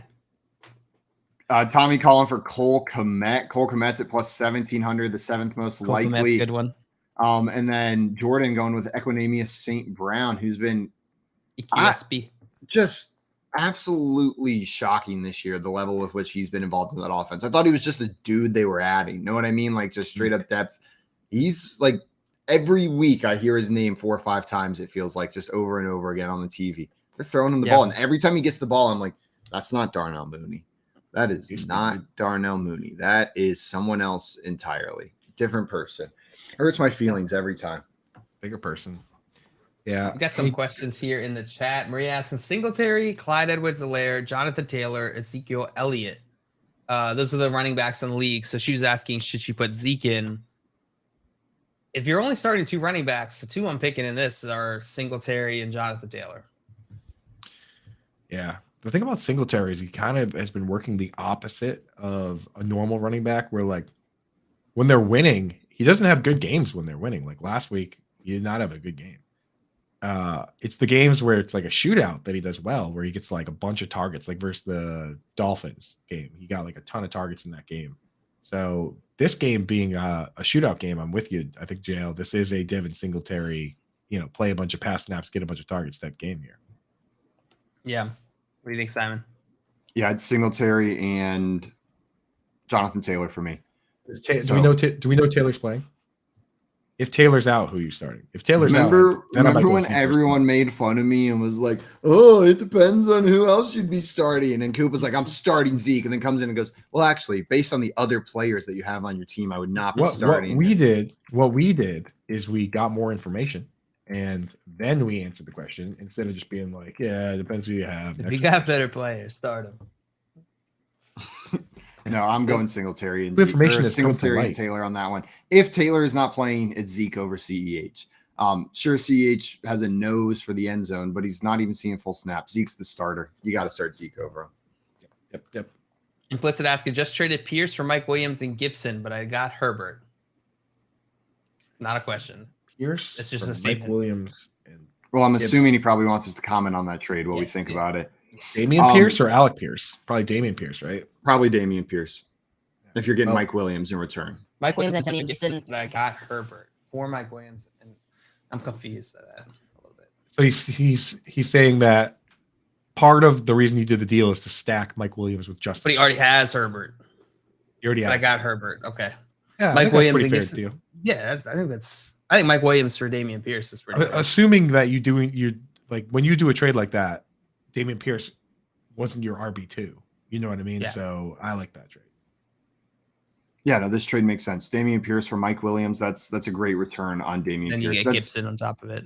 And like that's fine, right? It's depth. Yeah. Hopefully you're not plugging in Gibbs. Like that doesn't move the needle for me on this trade at all. This trade is Pierce for Mike Williams. Yeah. And that's a fair trade. Tyson Carter asking, hey, good morning. Hey, morning, Tyson. Tyson. Good morning to you as well. Brian Robinson or Chris Olave or maybe Cam Akers. Also, Irv Smith or Kyle.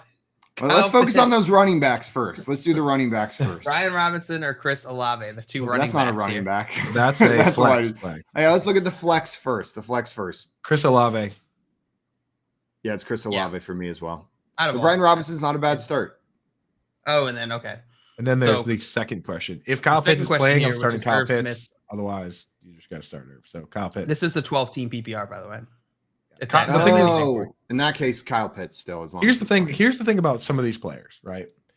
Cole Kmet and Kyle Pitts specifically this applies to is that like these guys have good behind the scenes numbers, as crazy as that sounds. Like Cole Kmet is 7th in the league in routes run per dropback. It's just they're calling 30 something dropbacks. He's running like 29 routes, and then they're only throwing it 20 times. So a guy like that, he's in a position to potentially have big games. And same with Kyle Pitts. Like they're throwing so little on that team that he actually has a 23% target share, and he's running a 14% average depth of target. With real volume, Kyle Pitts would have more games like the one big game he did. It's just they haven't been throwing. So, like, put in perspective, Joe Flacco on the season, he only played 3 games. He hasn't played the last 2 games at all. He has more pass attempts than Marcus Mariota, Ryan Tannehill, and Justin Fields. And he's been benched for 2 games now, and he still has more pass attempts than those guys. That's how crazy some of these teams are in terms of throwing the ball. The Falcons are not throwing it. Dude. The Falcons aren't throwing it. The Titans aren't throwing it. The Bears aren't throwing it. Yeah, the Falcons have San Francisco this week, which is a very, very difficult matchup. It's a terrible matchup. Yeah. Yeah, Irv Smith, they're playing. Minnesota's playing Miami. I think I'd go Irv Smith here. Why? What has Irv Smith done to make you be like, I got to get Irv Smith in the line? What has Kyle Pitts done that you got to think that? Nothing, but he's Kyle Pitts. I know, but he's been garbage. And you just made the point. You just made my point is that the passing volume hasn't been there. Even with the passing volume low, Kyle Pitts has been better than Irv Smith. So let's say I'll take Irv Smith. You and David Beckham each miss a penalty kick, right? You guys stand in the spot, you each miss one. Yeah, that's someone the same thing. Someone asks me afterwards, they say, because I'm in the whatever soccer but league you get to pick David one Beckham's of these. Jill, I'm obviously making hyperbole an extreme difference, but I do think Kyle Pitts is a way more talented tight end than Irv Smith is. Like the talent level is almost as big as David Beckham to JL. So even though you guys both missed the first one, I'm going to pick, mistake. Even though you guys both missed the first one, right? You guys are both 0%. I have to pick who's going to make the second one. Like you could go, well, David Beckham missed the first one too. Might as well start JL, but I'm going to go, but it's David Beckham. So I'm going to plug David Beckham. You take Kyle Pitts. The way I view this is like, imagine Travis Kelce and then you got Kyle Pitts, right? Travis Kelce, slightly better, but going down to Kyle Pitts, not so bad. So the difference there ain't so bad. Yeah, but at least we've seen Kyle Pitts have a game with 80 something yards. Like if you take Irv Smith's best 2 games, he doesn't have 80 yards. He's got half of that, which is honestly not that bad. It's the best 2 games he's had all yards. season. That's four more fantasy points. Take the best 2 games he's had all season, and it's not as many yards as the best game for Pitts. Agree to disagree. I'll go Irv Smith here. Irv Smith is the safe play in terms of he gets 2 or 3 catches, and Pitts might only get 2, but can't do it. Can't do it. It's all Jail's looking for is just 2 or 3 catches. That's all I need out of my tight end. My garbage tight end. All I need to get by. Yeah, I mean, I if we're starting trash tight ends, dude, I'll just start the one that is fast. You know what it probably is, JL? I'm a lot more concerned about upside because my fantasy teams are so bad right now. You've just got rock star fantasy teams where it's okay if you just get a couple points from your tight ends. You're not worried about it. But I'm shooting for all that upside, which is why I got to plug that Kyle Pitts in over Irv Smith. So it's just your advanced fantasy prowess. Prowess. Kyle Pitts might not even play, right? He's got a hamstring, so the decision might be made for yourself. I think he has 2 hamstrings. Otherwise, we obviously need to figure out some sort of bet on this one. Yeah, Irv Smith versus Kyle Pitts. Yeah, if they both play this weekend, let's make a bet. A Christopher Walken bet. You got to do a minute of dialogue in Christopher Walken's voice. Jeez, could you pick an impression that's not like one of the hardest ones possible? See, I was thinking that was one of the easier ones. We've all thrown little walk-in impressions here and there throughout our lives, right? Would you rather do Christopher Walken or Ellen DeGeneres? You can take your pick. I wouldn't even know how to do an Ellen. I don't even know how to do an Ellen, dude. Just dance. I could probably do a little Ellen. Be easier. I have watched an absurd amount of Ellen in my life because my mom watched it every single day. That's another impression where I would think it would come out really well, and then I would scare myself immediately because I can't do impressions at all whatsoever. What was the one you did yesterday? Chewbacca. It was Chewbacca. Why haven't we clipped that? I have clipped it, JL. It's so bad. It is. I'll send it to you after this. It is. I thought mine was real bad. You're like, what? Yours was like. Yours looked physically painful. Jail, yours was good. Did you practice that? That was very good. I have practiced it in the past. It's come up in the past. This isn't a new thing. Like the Chewbacca challenge is like a thing, The Chewbacca challenge? I missed that one. Was that before or I don't know after if the that's what it cinnamon was called. challenge? I don't know if that's what it's called, but that was a big thing on the internet for a while. Is making Chewbacca sounds. I missed that phase of the internet. I must have been busy playing Neopets or something while everyone was making Chewbacca noises. You're way far back. Tyson, You're way too far back. Tyson Too wants far back. Tyson wants Liam Neeson or James Earl Jones. James Earl Jones would be hella hard. Everyone's something I could give him. Stop it. One more time. One more time. One more time. One more time.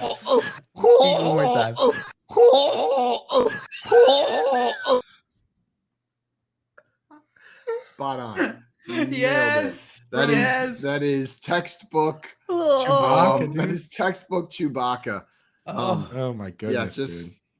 that was just under different atmospheric pressure, and that's why it sounded that way. Way worse than I remembered. That was so good. One more time, Keith. We need No more, dude. Please no, dude. I Please can't no. do it anymore. Oh God. What is up with my face? What am I doing while I'm I don't know. Like I got down into like the face from Jimmy, like in a pose to just let that noise escape from my body. Kind of a great. It turned into a great seagull impression. I feel like you got down there. I feel like it's from like an old cartoon. Is like someone gets like hit in the stomach and their like eyes pop out of their head and they're like like as they're like getting injured over and over. Like it's like a cartoon sound right there. Simon, just given the dolphin impression and like the time and effort that you put into that, I thought Chewbacca wouldn't be that far of a stretch for you. So I was very surprised when it was so different. Yeah. Different. Absolutely. No, that one was not good. The dolphin impression I did spend a lot of time and effort on. Is Mowgli. Is he Mowgli? He just jungle booked you. This is Tarzan swinging around over there. This is your full-time job, Keith. This is the career you've chosen. Just putting my head on the different cartoon characters and playing that god-awful noise. How many guesses, if you were played that noise and that someone was impersonating someone or a character, how many guesses would you need to get to Chewbacca? Do you think you'd ever get there? I'd never get it. I never get it. I'm trying to think of what I would even guess. I would just be like, nothing makes that sound. Chicken? I don't know. Paul Rudd? I'm not sure. Is that Paul Rudd impersonation? That's the best Paul Rudd I can do. I started thinking, wouldn't it be fun to do combo impressions as punishments? Like you have to do like Paul Rudd as a rooster. Paul Rudd as a rooster, or like Liam Neeson and James Earl Jones. Liam Neeson as James Earl Jones in a movie. That's what you got to do. That would be That's a good one. So right difficult, but so good if you can nail like bits from each. Keith and he said, dude, I was crying when I clipped that, like cackling. Yeah, that's what Keith just spent all last night, just like figuring out all the different ways he could play that video for the next month on this show. Good. Back to the Commanders-Bears game. There's really not too much more to talk about here. I wanted to hit a couple props while we were talking about these players. Brian Robinson, we've talked about as a potential start. His rushing yards prop is set at 48.5 yards. You guys touching that? Touching that? No, I don't think I could because it's too up in the air. I noticed they don't even have rushing yards props for Antonio Gibson. Nope, that gone. Speaks to the usage for Brian Robinson, but I can't do it. Can't do it, Joe. What about you? Too volatile for sure in this type of game. It's just not going to be predictable enough. We don't have enough data really of Brian Robinson's usage going back that we would know what the norm is. Now, maybe that's a chance for exploitation. So if you want to take your shot, I'm cool with that. But you got to know it's more of a bet than other bets. Yeah. When I look at these, the one I kind of like is Khalil Herbert over 26 yards, even as the backup, just because the first two games last week. He had 11 yards last week. So not that good. But the first two games as the backup, he hit the over both times. So this is it's not the Vikings. It's not the 4-1 Vikings. It's Washington. So I think it's entirely possible for Khalil Herbert. And while Washington not like the worst in the league against the run, they haven't been showing up to stop the run, right? They're bottom third in fantasy points allowed to opposing running backs. So it's not like a matchup that scares me off. It's not one where I'm trying to force players in to start them against a bad rush defense, but where are Vikings on that list against run defense or against running backs? Vikings, I can tell you in 1 second. The Vikings, Vikings one spot ahead of the Commanders. You beat me to it. They're just in that same range. So another bottom third team, but slightly better than the Commanders. Like the Vikings are giving up on average 17.4 fantasy points per game to the opposing running backs. The Commanders 17.6. So right there in that same range. Gotcha. And then yards wise, they're almost identical. Commanders 89.4 per game, Vikings 89.8. So 0.4 yards more per game on the Vikings side. And touchdowns exactly the same, 0.6. JL, your question, what a great question. They're identical. They're practically identical against the run when you're just looking at fantasy statistics over there.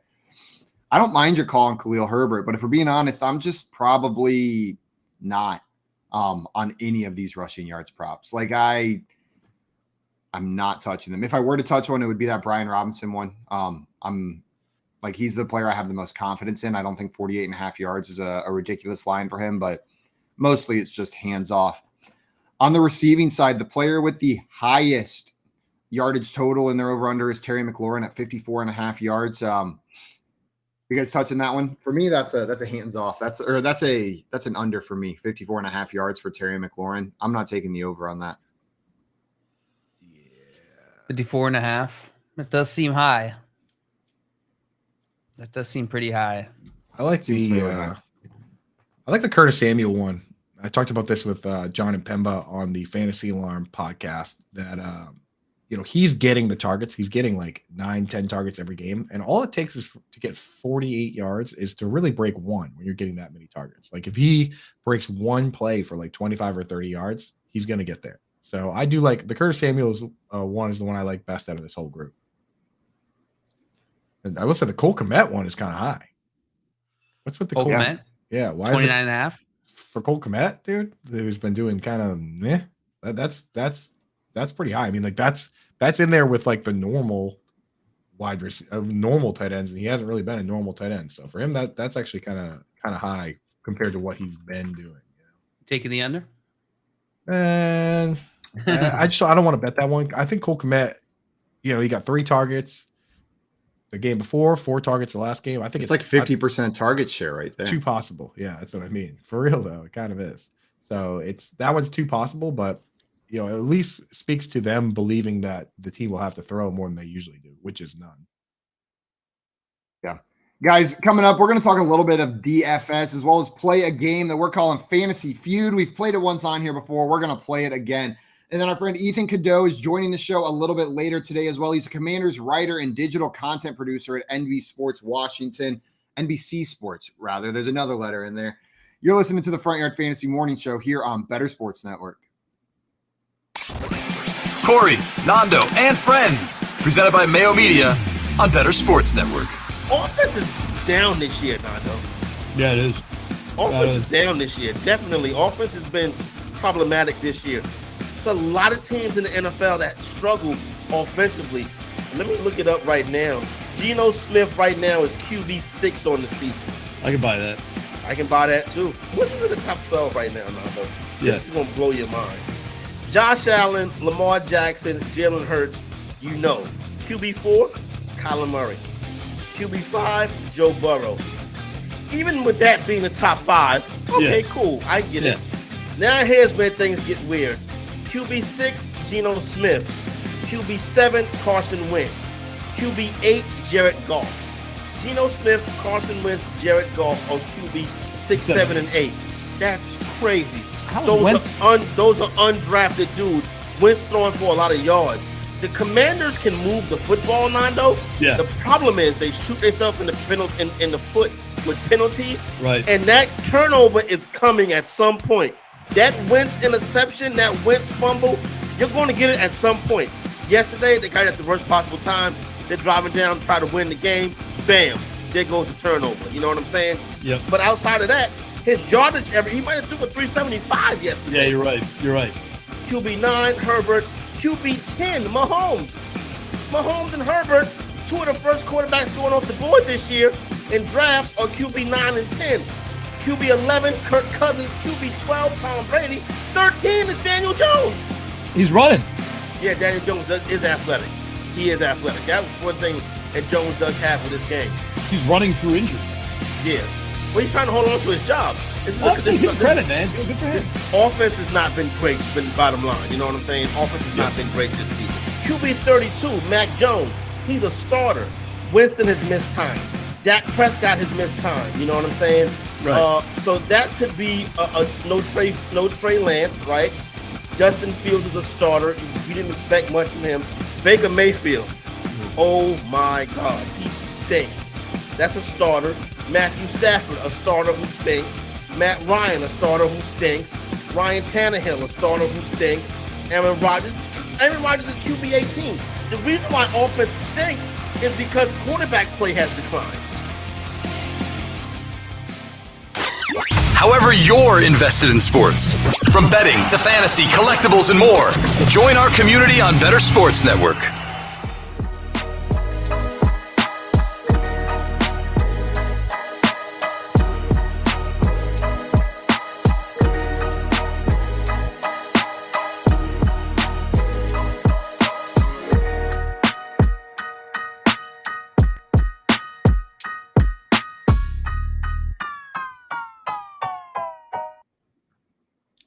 What's up, everyone? Welcome back into the Front Yard Fantasy Morning Show here on Better Sports Network.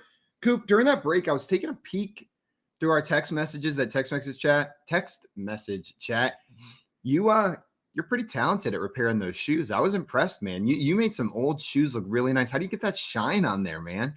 Dude, I got a whole box full of different polishes, all sorts of different stuff, man. So it's I get them fired up. Just shined my shoes up for the wedding yesterday, so we're ready to rock and roll, baby. But yeah, I'm imagining you sitting on the couch watching Antiques Roadshow, polishing your shoes like that. That seems like what's going on. Is that the vibe?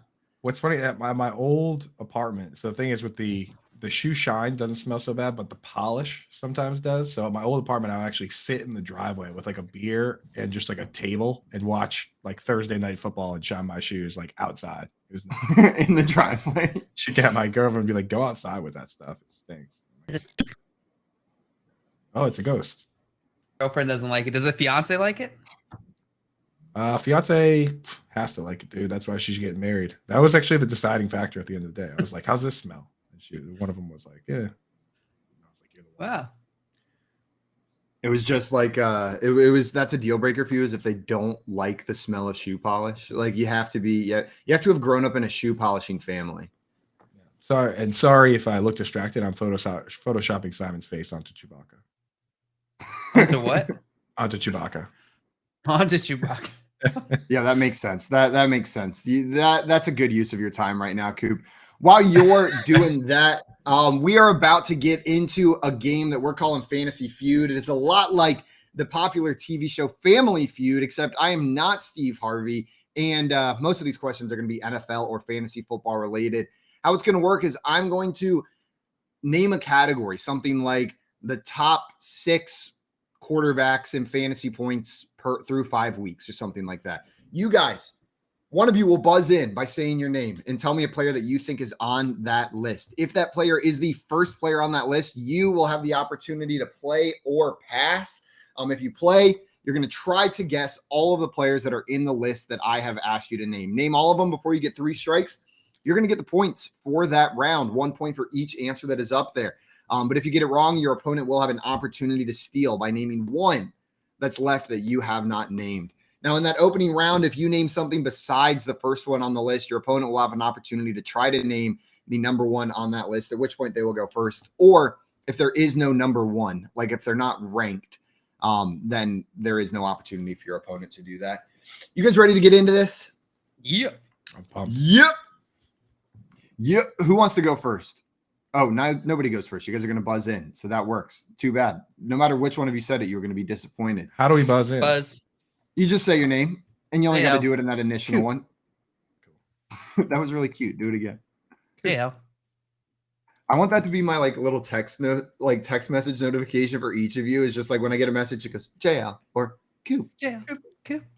Like I just hear my phone sitting on the couch next to me go, Coop. I would be so happy to open that little text message from Coop.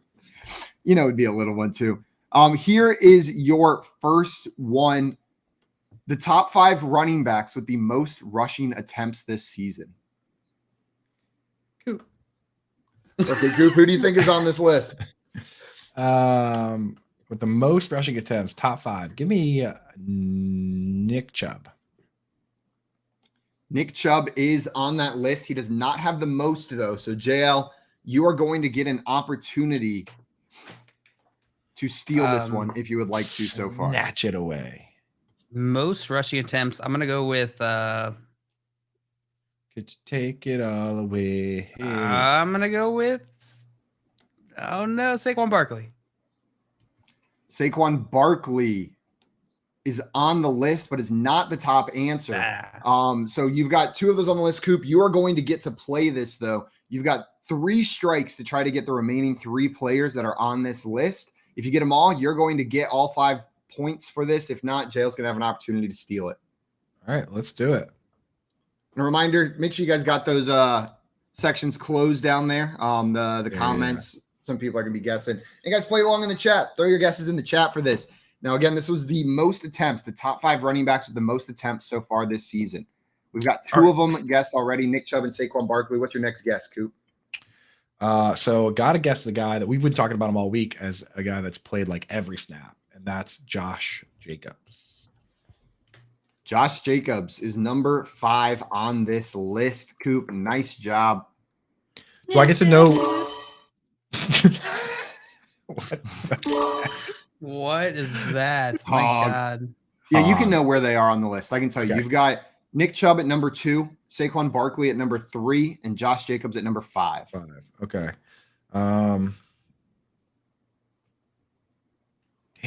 this is hard. Because there's so many guys that have missed a game or 2 games that it makes it very difficult in my estimation. Let me go with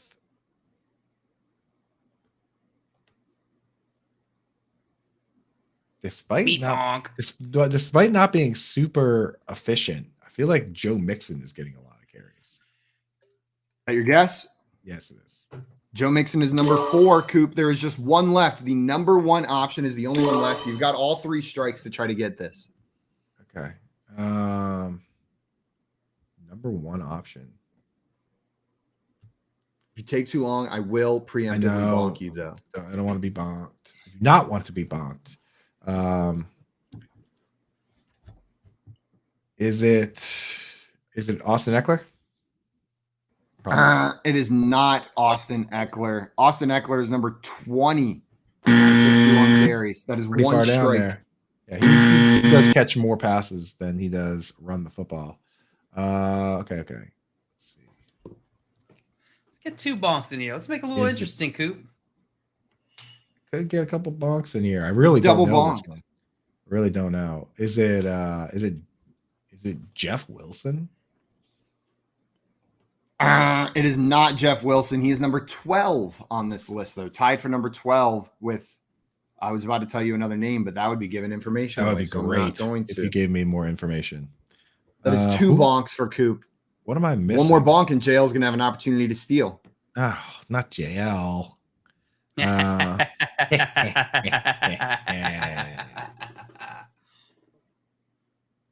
We had some Eckler guesses in the chat, Coop, so you were not alone in guessing Austin Eckler. What's it gonna be, Coop? Just need 1 second to run through all 32 teams and all their starting running backs in my mind. I'll give you 5. How about that? I'll 5x what you just asked for.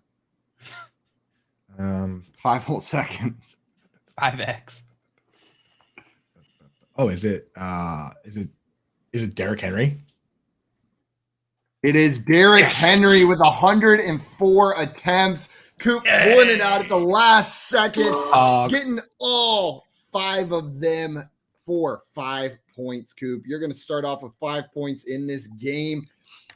Give JL a tough category. Give JL a ridiculous category. Well, it's another toss-up. Who has the most punt attempts? It's time for another toss-up. You guys ready for this next one? Yeah. I guess before we do that, I was a little surprised Derrick Henry was sitting there at number 1 on rush attempts. It just hasn't felt that way this season. I don't know why. You know what made me think of it is I just mentioned how few pass attempts Ryan Tannehill has. As somebody that's behind even Joe Flacco in pass attempts, so I was like, they got to be running some kind of plays, right? Yeah. Who was it in the chat that guessed Derrick Henry? Tyson was the first person to put Henry in the chat. Nice job, Tyson, on that one. And then while we're talking YouTube showing up the folks in the app, dude. I know they're killing it. Cole had a Henry question for us. He said, should I trade Henry and Schultz for Hall and Ertz? So Derrick Henry and Dalton Schultz for Breece Hall and Zach Ertz. You guys making that move? Some JJ musical chairs up in here again? I mean, this one isn't as much musical chairs because you're swapping positional strength. No, I'm fine making this trade. It's a running back and a tight end for a running back and a tight end, right? Yeah, but I guess Jail's saying you're downgrading one and upgrading other. Yeah, that's fine. Here's where I'm at is that we don't know. We really haven't seen many games where Zach Ertz played with DeAndre Hopkins, and we've seen no games where Zach Ertz played with DeAndre Hopkins and Marquise Brown. Right now, the Cardinals they're leading the league in pass attempts, and they don't have DeAndre Hopkins there. What happens if they get DeAndre Hopkins back and they also don't throw it 40-something times a game? Last year, only one team threw over 40 times a game. The year before that, only one team threw over 40 times a game. There's a real possibility that this team throws a little less and there's more target competition. So I don't think Zach Ertz is necessarily a monster upgrade over Schultz. That's why I would probably just keep Henry and Schultz. Yeah, I'm with you, Coop. I'm keeping Henry and Schultz as well. What about you, JL? Yeah, I'm probably keeping Henry and Schultz. But I think this is a fine trade. I'm not as worried. I think Ertz will still be a factor in this offense, even with DeAndre Hopkins back. He'll still be a factor, but I mean, even with Michael Gallup back, wouldn't Schultz still probably be an option? I mean, last year he was tight end. Schultz is dealing with that injury is the only thing. Yeah, it's like Zeke last year where they just said PCL, just play through it. So yeah. And what if we just get a Schultz light all the rest of the season as he's playing through that's the biggest thing that worries me between the two guys. The thing is, it's like if you're gonna downgrade from Derrick Henry to Breece Hall, I need a bigger upgrade. Like you need to be going up. You're probably you need to be going up to like Goddard or I mean, you can't really go all the way up to Kelsey or Andrews, right? But if you can go up to like a Goddard or somebody, or maybe JL's favorite, an Irv Smith type. Yeah, Mike Gesicki. Mike Gesicki, too. Mike Gesicki, unless you're counting Taysom Hill, Mike Gesicki might be my least favorite tight end because I feel like he was one where I was so excited for him. And then watching him play is like, it's just so predictable. It's just catch and fall, catch and fall, catch and fall. Like he's the opposite of a yak monster. Like what is he's like yak black hole. He's the yak hole. Yak hole, dude. You know that, and the crazy thing is that like that's not necessarily like out of characteristic for Mike Gesicki. Dude, he went an entire season. I think it was last season. He went an entire season without breaking a single tackle. Like, I believe it. He's the most tackleable player, and he's the yak hole, dude. And it was like a monkey's paw thing where like he wished to like be able to catch every ball thrown his way, and they're like, but you'll do nothing with it. Like that's all you'll do. Here's a monkey's paw. You've never heard of the monkey's paw curling, where like you make a wish, but it comes true with unintended consequences. Like as the paw curls, like you wish to be the most handsome man on earth, but then what happens is all other men are dead. Know what I mean? Instead of you becoming more handsome. Like it's the. I'm aware of this in stories. Like, I just didn't know. Like you wish to be the most handsome man on earth, and then you look down and you just have like a tiny wiener. Like that's that's another way it could go. That's another monkey paw, right? That's the much worse way. It's not everything changes. Not everything. JL looks down and he's like, still an improvement. Can't win everything, But yeah, what's up, little guy? But dude, here's a crazy stat.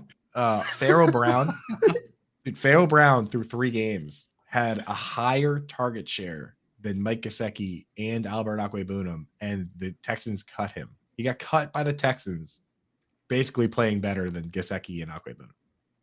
That's rough for Gesicki and Boonham holders. I mean, like I think alone, if you say Pharaoh Brown has a higher target share than, it's probably a bad sign for whatever player after you. Like even before he got cut, like it doesn't even matter on what team. That is not great to see. Not good. Not great, Bob. We had another question here, a Jacobs question that I want to hit because we just talked about Jacobs a little bit too. The Chosen Rose. What's up, Chosen Rose? Welcome in. Glad to see you, my friend. So did I screw up on this trade? I traded Josh Jacobs and Zach Ertz for Travis Kelce. My thoughts, Jacobs is a great player. I want him on my teams, but this is fair value for Travis Kelce, I think. I don't think you wildly overpaid. I think this is fine. Like in a vacuum, maybe give me Jacobs. Depends on team, but I'm cool with this. Yeah, it has to be a shallow league, or you better have studs because you just gave up a stud. Like I think Jacobs is, to me, I'm probably ranking him top 5-6 running back rest of the season. But that being said, I don't think it's preposterous to even give that up for Travis Kelce in the league. Know what I mean? It depends on what your team looks like. Why did you also have to give up Ertz? Like I just feel like I don't know. Sometimes teams don't want to leave a trade with an empty spot on their roster. Know what I mean? Like if Kelce was their only tight end, sometimes to get it done, you need to fill that hole for them, even if it doesn't mean to get it done. That's what you got to do sometimes. I don't know, man. I feel like you just gave up too much. If I'm being honest, man. Well, now that Ertz is off the roster, they can go pick up, I don't know, like an Irv Smith or something to fill that spot. Well, he doesn't even have to because he has Kelce now. So it's like if you have the 8, like I said, if it's an 8 or 10 team league, there's probably great players on waivers, and maybe it's not so bad a trade if you had a guy on waivers that you really like too. So Coop, listen to this. They have Eckler, Chubb, and Pierce as their other running backs. Yeah. Well, in that league, that's got to be some sort of keeper or shallow league, in which case, you definitely got to just make sure you have the best possible roster across the board. So it's not so bad a trade at all. No, this works, Chosen Rose. Upgrading your starting lineup right there. That's pretty awesome on that one. I saw another. This wasn't a question, but Jay in here saying I traded Ertz for Singletary in a league. I needed running back help and had Travis Kelce. Solid move. Yeah. Killed it, Jay. Jay texted me yesterday. So it's been a rough fantasy year for me, if we're being honest. Like more of my teams are doing poorly this year than I can remember in the last 5-6 years. It's been rough. But Jay messaged me yesterday and said, hey, remember that team you drafted for my dad in Canton? So his dad is in a league with him, and I drafted his dad's team for him. He showed it to me. It's a league where it goes against the median and against an opponent through 5 weeks, 10-0. Yeah, 10-0. The one team I drafted for Jay's dad is 10-0 in an against the median league, and all my teams are sitting there just staring up at him, jealous while we're looking at 2-8, 1-4. So that was the one team you didn't draft Darnell Mooney on.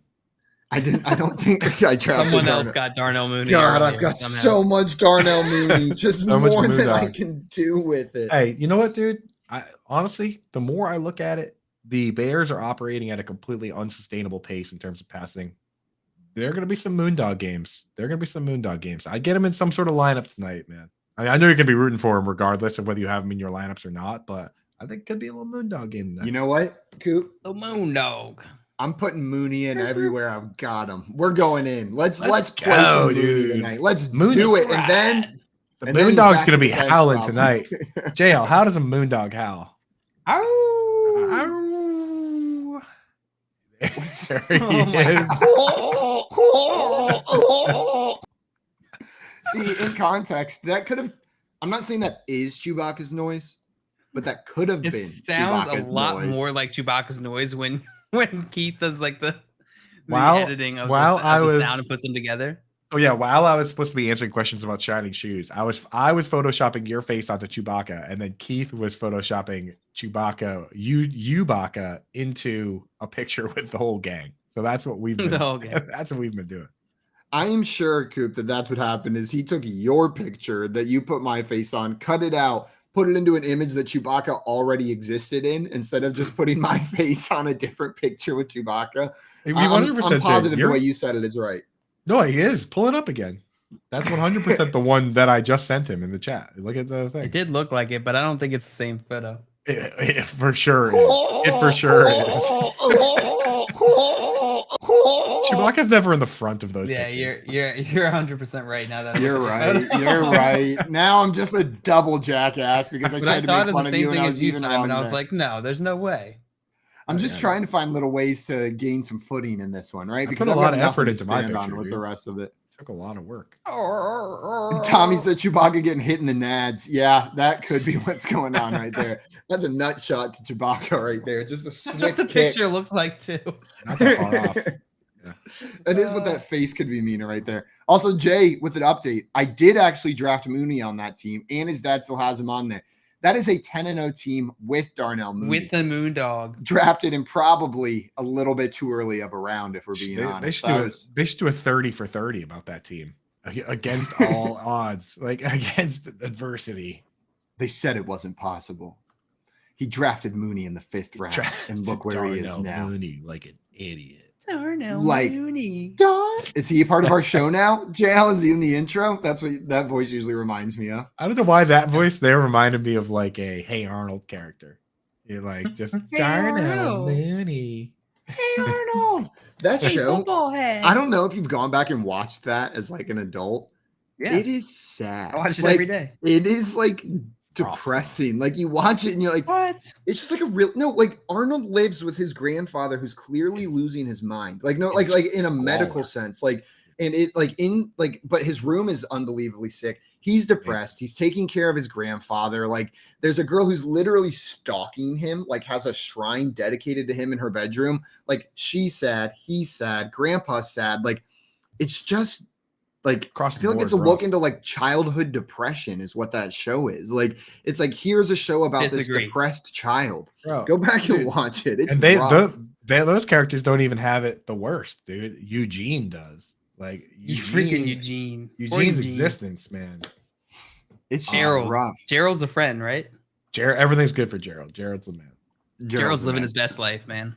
When I was a kid, I probably shouldn't say this out loud, but when I was a kid, I was always like the small kid, right? Like the really little guy. I was the really little guy, and I always dreamed of like changing my name. I asked my parents if I could legally change my name to Roger because of Roger from that's Doug, not Hey Arnold. I was thinking of a different show, but Roger from Doug. Because he was like the tall, cool bully guy. And I was like, I want to be tall and bully guy. I didn't want to be mean, but I wanted to be like tall and cool with a leather jacket. You know what I mean? Dude, if you wanted to be tall and cool, you should have been Chalky Studebaker, bro. Chalky Studebaker. Jail. I'm Googling him just to remember which one that was. Bro, but he was a different kind of cool. Know what I mean? I didn't have the charisma to pull off Chalky Studebaker, but I could pull off Roger whenever I was a kid. You don't know Chalky Studebaker? Now I know. Now I see it. I haven't watched whatever the show is in a long time. Doug. You would definitely be his neighbor. That would be like Skeeter? Very expensive. No, Mr. Dink. What was his name? Mr. Dink? That's his name is Mr. Dink? 100%, dude. Bud Dink. Lamar Bone? Damn. You know, the guy that had all the gadgets. The guy that had all the gadgets, and he'd be like very expensive. Is he married? Is Mr. Dink married? Does he have a wife? Do we know that? And do they have children? No children. Okay. That name, this happens again. It's in Jimmy Neutron. It's here. Mr. Dink, double income, no kids. They always have the rich neighbor that people are jealous of with the term Dink thrown in their name. Mr. Dink stands for double income, no kids. He's got all the gadgets because they got no kids they got to spend money on. Fairly Odd Parents, the Dinkelbergs next door. There's a reason Dinkelberg is always able to buy all of this nice stuff. Double income, no kids. Dink, they're buying everything and they're jealous of I didn't know that was an acronym. Dink. Yeah, dude. What a great acronym. Right? It is a great acronym. Bud and Tippy Dink. Her name is Tippy Dink. Are you kidding me? Like, Tommy said, why don't you delve into that name? Which one? Tippy Dink. Tippy Dink. I'm not gonna dive into the meanings behind that one right there. Dink, Tippy. Dink Tippy. Yeah, that's a good name right there. They used to get away, like they can't get away with that anymore, right? Like they couldn't have a show with a character named Tippy Dink in it on Nickelodeon today. Like I just don't can't name anybody Dink Tip today, dude. These Tommy saying Simon dropping the nuggets. No, that was a little bit earlier. Not right now. There's no nugget dropping going on right now. What were we talking? Oh, we were playing Fantasy Feud. That's what we were doing. Coop's got a 5-0 lead in this one. And we were about to get on to our next one. You guys ready? Yep. Yeah. Jail doesn't get a point for the one he got right? Nope. It's all or nothing in this. Coop, if he would have stolen he could have stole all from you, 5. he would have gotten all 5. Like if you would have not gotten Derrick Henry and Jail would have said Derrick Henry, all of the points would have been his. Stakes are So high. that's how this game goes. Oh yeah, stakes are messy. I should All know right, how let's this game get this goes going. because Let's I've get played this it. going. Okay, Jill, you're right. Here it is. This next one is. One second. I pulled up the wrong one. Sorry, here we go. The next one is the 6 players with the highest target share through week 5. JL. Okay, JL. Who do you think it is? All right, highest target share. I just realized that I could have stole that, or I could have said my name. I totally forgot that part. That's what I 100%. realized on the last one. Yeah. So this is target share, right? Not total targets. Target share. Percentage of their team's target share is what this In any is. position. Just target share. Like if they, it's just target All share right, leaders. I It was is position just agnostic. looking at this, so I think I got this. One of them is Mark Andrews. Like 32. Well, wait, before you say any more though, Joe, you had to name just one, trying to name the top one. If you do not name the top one, Coop has an opportunity to try to name it to make it his turn here. Oh, right. So Mark it's Andrews, Sorry. Mark Andrews is number 3 on this list. Coop, if you can name someone who is number 2 or number 1, you will steal this and get to play. Wow, Mark, I actually wouldn't have been surprised if Mark Andrews was number 1. He's got like 30-something% target share. But I'm gonna go with Cooper Kupp. Cooper Kupp is number 2. So Coop, you will get to play this one as well. Cooper Kupp and Mark Andrews already off the board. JL mad. I don't think I'm gonna be able to get this one though. I think I'm gonna get meat bonked on this. Well, we've got 2 and 3 up there. I need the top 6 is what we're looking for. So we're looking for 1, 2, 4, 5, and 6. No, 1, 4, 5, and 6. Man wants 6. Okay, so I think Marquise Brown has to be on there. He has 17 target game. He is not on there, Coop. Marquise Brown is not in the top 6 for team target share. Target share, it doesn't matter about volume. He's thrown the most passes. Got meat bonked. Yeah, this is a tough one. Getting meat bonked up. Let's see. Who's getting all the targies on their team? Don't say it like that. Why would you say that? Who's getting just peppered in targies? Is CD Lamb on the list? CD Lamb is number 1 on the list, Coop. That's 1 correct on that one. So far we've got numbers 1, 2, and 3 off the board. 1 strike. You've got 2 strikes left to try to get the last 3. All right, I'm gonna go with Justin Jefferson. Who? Justin Jefferson. Oh, no, he is not on the list, Coop. He is not in the top 6 for Really? Justin Jefferson. Meat bonked again, dude. Feeling Meat bonked again. that crafty devil. All right, so and I have to get 3 more. I don't think I'm gonna be able to get all these. Let's see. Who's getting a lot of targs? Is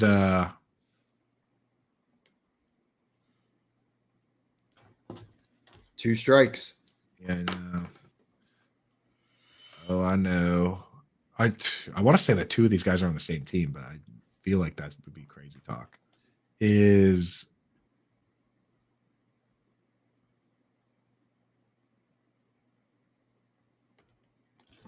What's it gonna Curtis be? Samuel? Curtis Samuel on the list? Curtis Samuel is not on the list. Ah. Coop, I'm sorry. That Me. is 3 strikes. Triple JL. meat bonked.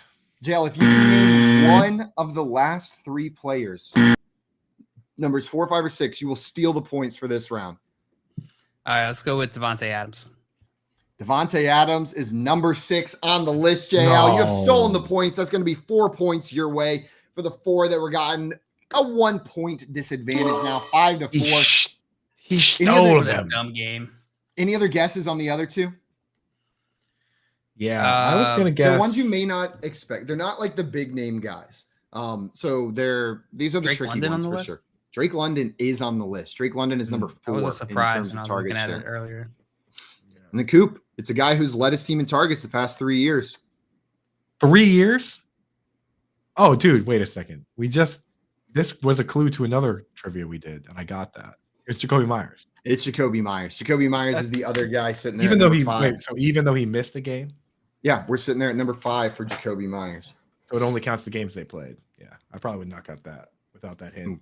Guessing so. I apologize for that. I didn't realize that was part of the metric right there, but I probably should Not a have. big But deal. Joe, you are going to steal those points. It's 4-5, and we got one more round of this probably.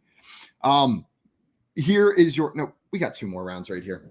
The next one is the quarterbacks who have thrown the most interceptions through 5 weeks. So the quarterbacks that have thrown the most interceptions. There are Jaya. Let's go with Matthew Stafford. Matthew Stafford is tied for 1. So, JL, you are going to get to play this game, not giving Coop an opportunity to come in here and play. Now, there are 1 second. There are 8 names on this list, okay? There are 8 names on this list is what we're going with. These are the quarterbacks that have thrown the most interceptions so far this year. Good luck with that, dude. 8 names. Okay, so Stafford is 1. Stafford is 1. Tied for 1. So the other one's got to be Matt Ryan.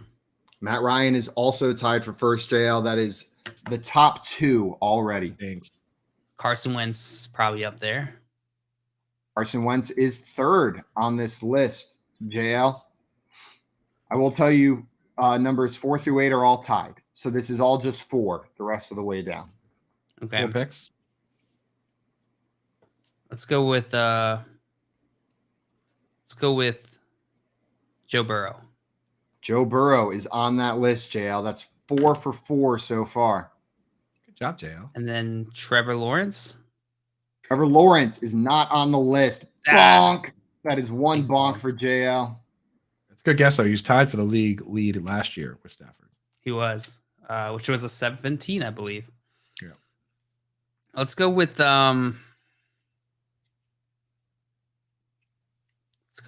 is Jameis on this list? Jameis is on this list, tied with Joe Burrow down there at 4. So how many do I have now? You have 3 left. You've gotten 5 of them. There are 3 left available. Is Lamar on this list? Lamar is on that list, JL. There are only 2 left.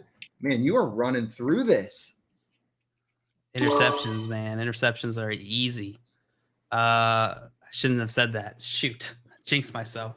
Let's go. Wait, also, I want to give a shout out to Tyson Carter. They got Jacoby Myers. They said they took a shot in the dark, got Jacoby Myers on the last one. Nice job, Tyson. That's impressive. JL, what is your Jacoby next Myers guess here? Crazy. Target share. Let's go with It's 2 can you run left. through the list I've already mentioned? Matt Ryan, Matthew Stafford, Carson Wentz, Joe Burrow, Lamar Jackson, and Jameis Winston are the 6 that you've mentioned so far. I can't remember if he got up to the same number of interceptions as these guys. Let's go with Mac Jones. Mac Jones is on this list, JL. That is correct. There was only 1 remaining. You are sitting at 7 points right now. You might just sweep this and not even give Coop a chance to steal. Boing. Let's go with oh no, this is where it gets tough. Let's go with You got 1 strike, right? That's where we're sitting at. 1 strike. That's Could be crazy, Kirk Cousins. Could be Mariota. Could be Derek Carr. He's throwing some interceptions. Could be Josh Allen. Ooh, Josh Allen. Bonk. It is not Josh Allen. All those Isaiah McKenzie interceptions. Tommy says, Coop, I can see you cheating in your glasses. Now, what can you see? All right, I'll go with Kirk Cousins. Kirk Cousins is correct, JL. You've got all 8 of them with only 2 strikes. That is going to be 8 points added onto your score, making the score right now 12-5 after 3 rounds. Too impressive, Nice dude. job, JL. That's That was crazy. All 8.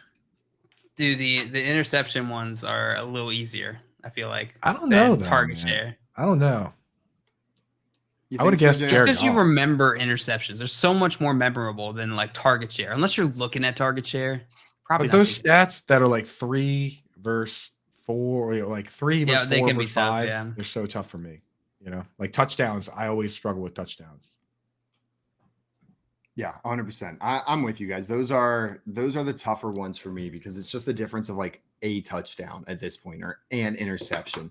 Yeah. Like Right. it's not getting much better. Let's do one more round, Coop. We'll give you a chance to make up some work in this game. This one's gonna be a little bit different. This next round we have for you. What I want to know is the 6 teams that have won the most Super Bowls. Okay. I think I. Well, someone has to. It's me, Jam. Coop. I already said he said it was me, right? No, sorry. I was saying give you a chance to come back. This is still a toss-up. Each round is a toss-up, but he did start talking. I'll let Coop go on this one, but it is it's the last pass. The That's first one is always a baloney. toss-up. You said the rules were you have to say your name. Right. Now I don't believe anything you say. I was in the process of saying my name. No, you guys- it's a damn lie. Your name is Coop. Much. Yeah, well, no. You don't need to wind up to say Coop. You Little just gotta say little Coop. known fact.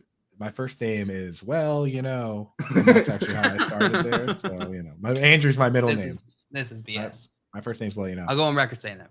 I'm taking I'm gonna go responsibility for that one. I think the way I pitched it was Coop, give you a chance to come back. Sounded like I was giving it to him, but that was not. And the that's case. BS. JL technically said it first. So if you want it, JL. No, go ahead. I won't take it now because it's out of pity.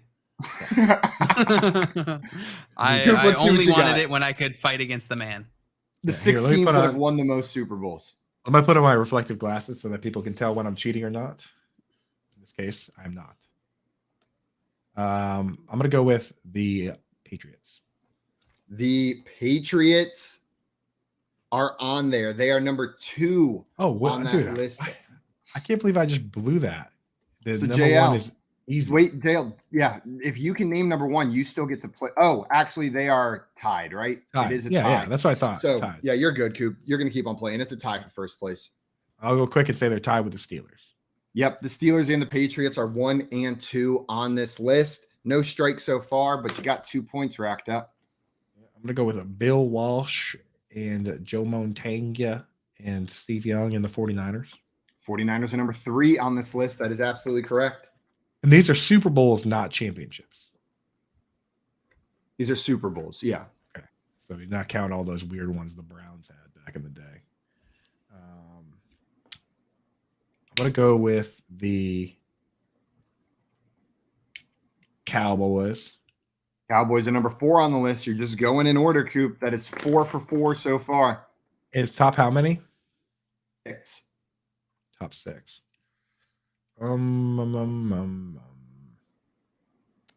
The New York Giants. The New York Giants are number 5 on that list. Yet again, just working your way down one by one. There's one left, number 6. You've got no strikes. You got 3 tries to get it.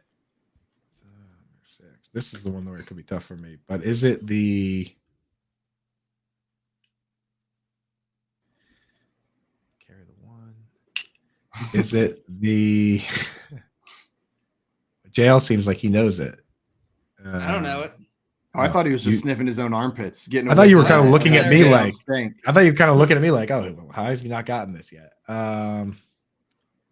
Is it the What's it going to be? It's going to be a football team that I'm going to guess with my brain and then with my mouth shortly after. I'm going to cut you off if you don't make a guess soon. We're It's going to get his Green- bonk. Green Bay Packers. It is the Green Bay Packers. That is absolutely right, Coop. A full sweep, back-to-back sweeps, going to get you 6 points, but it's not quite enough to catch JL after that full 8 points. I wouldn't have acknowledged it if it was. JL Oh, is 8, our winner, 12-11. JL, nice job on your victory. Congratulations, my man. I don't lose every time now. I just lose most of every time. Is that why you were so gracious to say, no, Coop, it's okay. I'll let you have it because you realize it doesn't matter. Even if he gets all 6, you're still going to win this game. Oh no, I was 0% gracious. I was saying BS, and I will not acknowledge it if he had one. I was 0% gracious with that. That 8 bomb really put me in a hole. There was no stopping it. It did. I was shocked you got all 8, JL, for being honest. Like, I thought there were some tricks in there. Like Kirk Cousins, I thought was a little bit tricky in there. But you pulled that one out. Lamar Jackson, like, but you watch all. Maybe you had like you have a slighted. Kirk Cousins is your most hated player, so you're in tune with his interceptions. Lamar Jackson, you're a Ravens fan, so you've seen every game, and those were, I think, the 2 trickiest ones on that. It was list. like, dude, he like Slumdog Millionaire in it, right? Like he just like. I thought for sure. I was shocked Josh Allen was not in there. I know. It just feels like he's thrown so many interceptions. He must be 3. He's probably thrown 3. 3 or 4, maybe. I wouldn't have even. The thing is, game. If you didn't get it, I would have guessed Jared Goff. Oh, Jared Goff would have been a good one. That's what I would have guessed. I wouldn't have stolen anyway, even if you gave me one guess to get it. True. Yeah. Have I ever told you guys about the time that I had a Slumdog Millionaire moment with the movie Slumdog Millionaire the day before? Like in my AP Human Geography class in high school, we like the day before the AP exam, she decided to like give us a day off and we watched Slumdog Millionaire in class. The next day on the exam, the one essay question was about slums in India. And so we had watched the movie the day before, and then we had to write about like urban geography and slums in India for our essay the next day. And it was like how weird that it was a Slumdog Millionaire moment with the movie Slumdog Millionaire from the day before. Worked out pretty nicely. Guys, JL is the winner of our game of fantasy feud. Coming up, we're going to talk a little bit more about this Thursday night game, some DFS plays that you might want to make. And then our friend Ethan Cadeau, Commanders writer and digital content producer at NBC Sports Washington, is going to be joining the show to talk a little bit Commanders. This is the Front Yard Fantasy Morning Show here on Better Sports Network. Lunch Money with Kyle and Ray. Weekdays at noon Eastern, presented by FantasyGuru.com. Right now, Ray, it is Cooper Kupp and nothing with this offense. There goes Kupp. Needs a block, gets it. 30, 20, 10, 5, touchdown, Cooper Kupp. And Kupp, to his credit, still gets his. But, Ray, it's almost like this offense is so fixated on Cooper Kupp that nothing else. We can all complain about Stafford and the numbers, Ray, but the dude is getting murdered. Like, there's no way he's making it to week 10 at this pace right now. Am I a Stafford backer? Yes. Did I think his arm was going to be fine? Yes. Has his arm been fine? Absolutely. His arm's totally fine. The elbow issue that we were all concerned about is not a thing. However, everything else is a massive concern. As much as I have to support Stafford, I have him in a couple leagues. I've supported him when people have asked questions. I'm no longer supporting Stafford. I can't. It has nothing to do with Matt Stafford. He's totally fine. The offense is broken, straight broken. And this offensive line somehow was only 31 out of 32 in pass blocking over Pro Football Focus. I have no idea how the Titans are worse. They can't even set a pocket. And he's getting hit on every play. There were about 4 times yesterday where it looked like he got knocked out of the game, but he soldiered through it. This offensive line is horrible. The coaching staff and Sean McVay, you guys, you suck. Straight. I mean, you're the Super Bowl champion. This is what you're putting out there. Like, when you're going well, everyone loves you. And we've joked around, if you used a urinal next to Sean McVay once, you have a coaching job in the NFL. Where's Boy Wonder? There's nothing. This offense is horrible. The Playbook with Fensty and Ronis. Weekdays at 5 Eastern. Geno Smith is like a savior right now, which it's a joke. We would have been laughed at if we said, even in week 2, if we said it. And right now, he's playing great football. And Ronan, how much of an idiot am I? I mean, all the shows we were on together, I would repeatedly say, I'm not touching Metcalf, I'm not touching Lockett. Everyone said that. I mean, Metcalf especially, because for a while he was going in that like mid-4th round. Lockett, at least, you could get him at a decent value, the 7th, 8th round towards the end of draft season. But I was still like, I don't trust Geno. I'm not going Metcalf. I'm not going Lockett. I said it 1,000 times, and Geno Smith's been turning heads. I did draft Geno in a super flex best ball league, I think as my 3rd quarterback, but I didn't expect this. I just said, well, he's starting. I thought maybe he might lose the job at some point to Lock, but I'm like, he's starting, so I took him. But this is for leagues with 6 points for a passing touchdown. Josh Allen is averaging 36.1 points per game. Lamar's at 31.8, Mahomes 28.8, Hurts 27. And then there's a drop off to Goff at 23.8, and that includes his crappy game this week. So Geno's at 8th, 23.5. I mean, it's been pretty bad. Better Sports Network is betting, fantasy, collectibles. It's sports talk done better.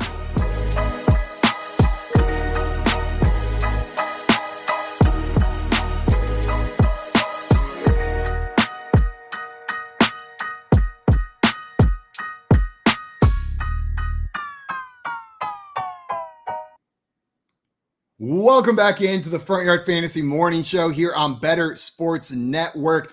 We just finished up a game of Fantasy Feud. JL with a dominant victory, 12-11, sweeping the top 8 quarterbacks with interceptions this season to pull away from Coop.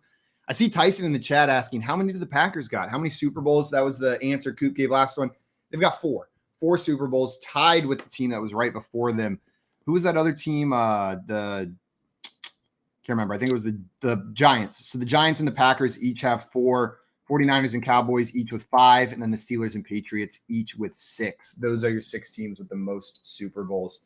And Coop, you mentioned, I thought it was interesting you asked the difference between Super Bowls and championships, because you're right. When you look at championships, the Browns do claim quite a few championships, right? Like you got to count all those before the franchise moved. Otto Graham weirdo championships they had before was called the Super Bowl. So important distinction. Absolutely. JL, do the because that team that won those championships was the team that moved, right, to Baltimore. Is that the same team that moved? Does Baltimore claim those championships, or are those like Browns championships? Because it was a new team. Oh, and I'm sure this is interesting. Yeah, you're saying, no, I think it is a different team. I think it's considered because the franchise moved then to Indianapolis. So technically, right, Nope. Jimmy, you're saying? Well, that's the thing, is that like it depends the like who you're a fan of, right? Because if you say you said that they shouldn't count for. I'm saying the Ravens don't take credit for things that the Baltimore Colts did. They're different franchises. Now, I think that's how I understand it. So the Baltimore Colts moved from Indianapolis to the Ravens. So if the Ravens don't take credit for that, good on them.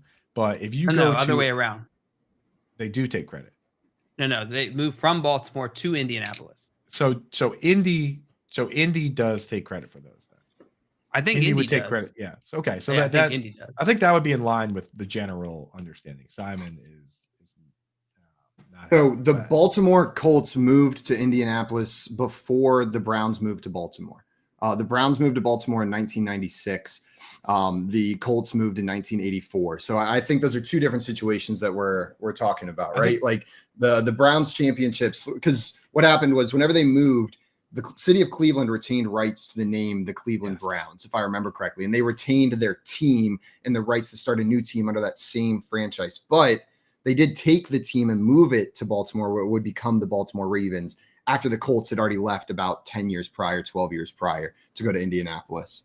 So we were saying the same thing. I think that's the way that it should be. Like it's the same organization, regardless of where they are. So they should take credit. Just like the Lakers take credit for all those like George Mikan championships when they were still in Minneapolis, where they were actually. Yeah, it's not the location that retains the rights. It's the franchise, the organization, like you said. And that makes sense.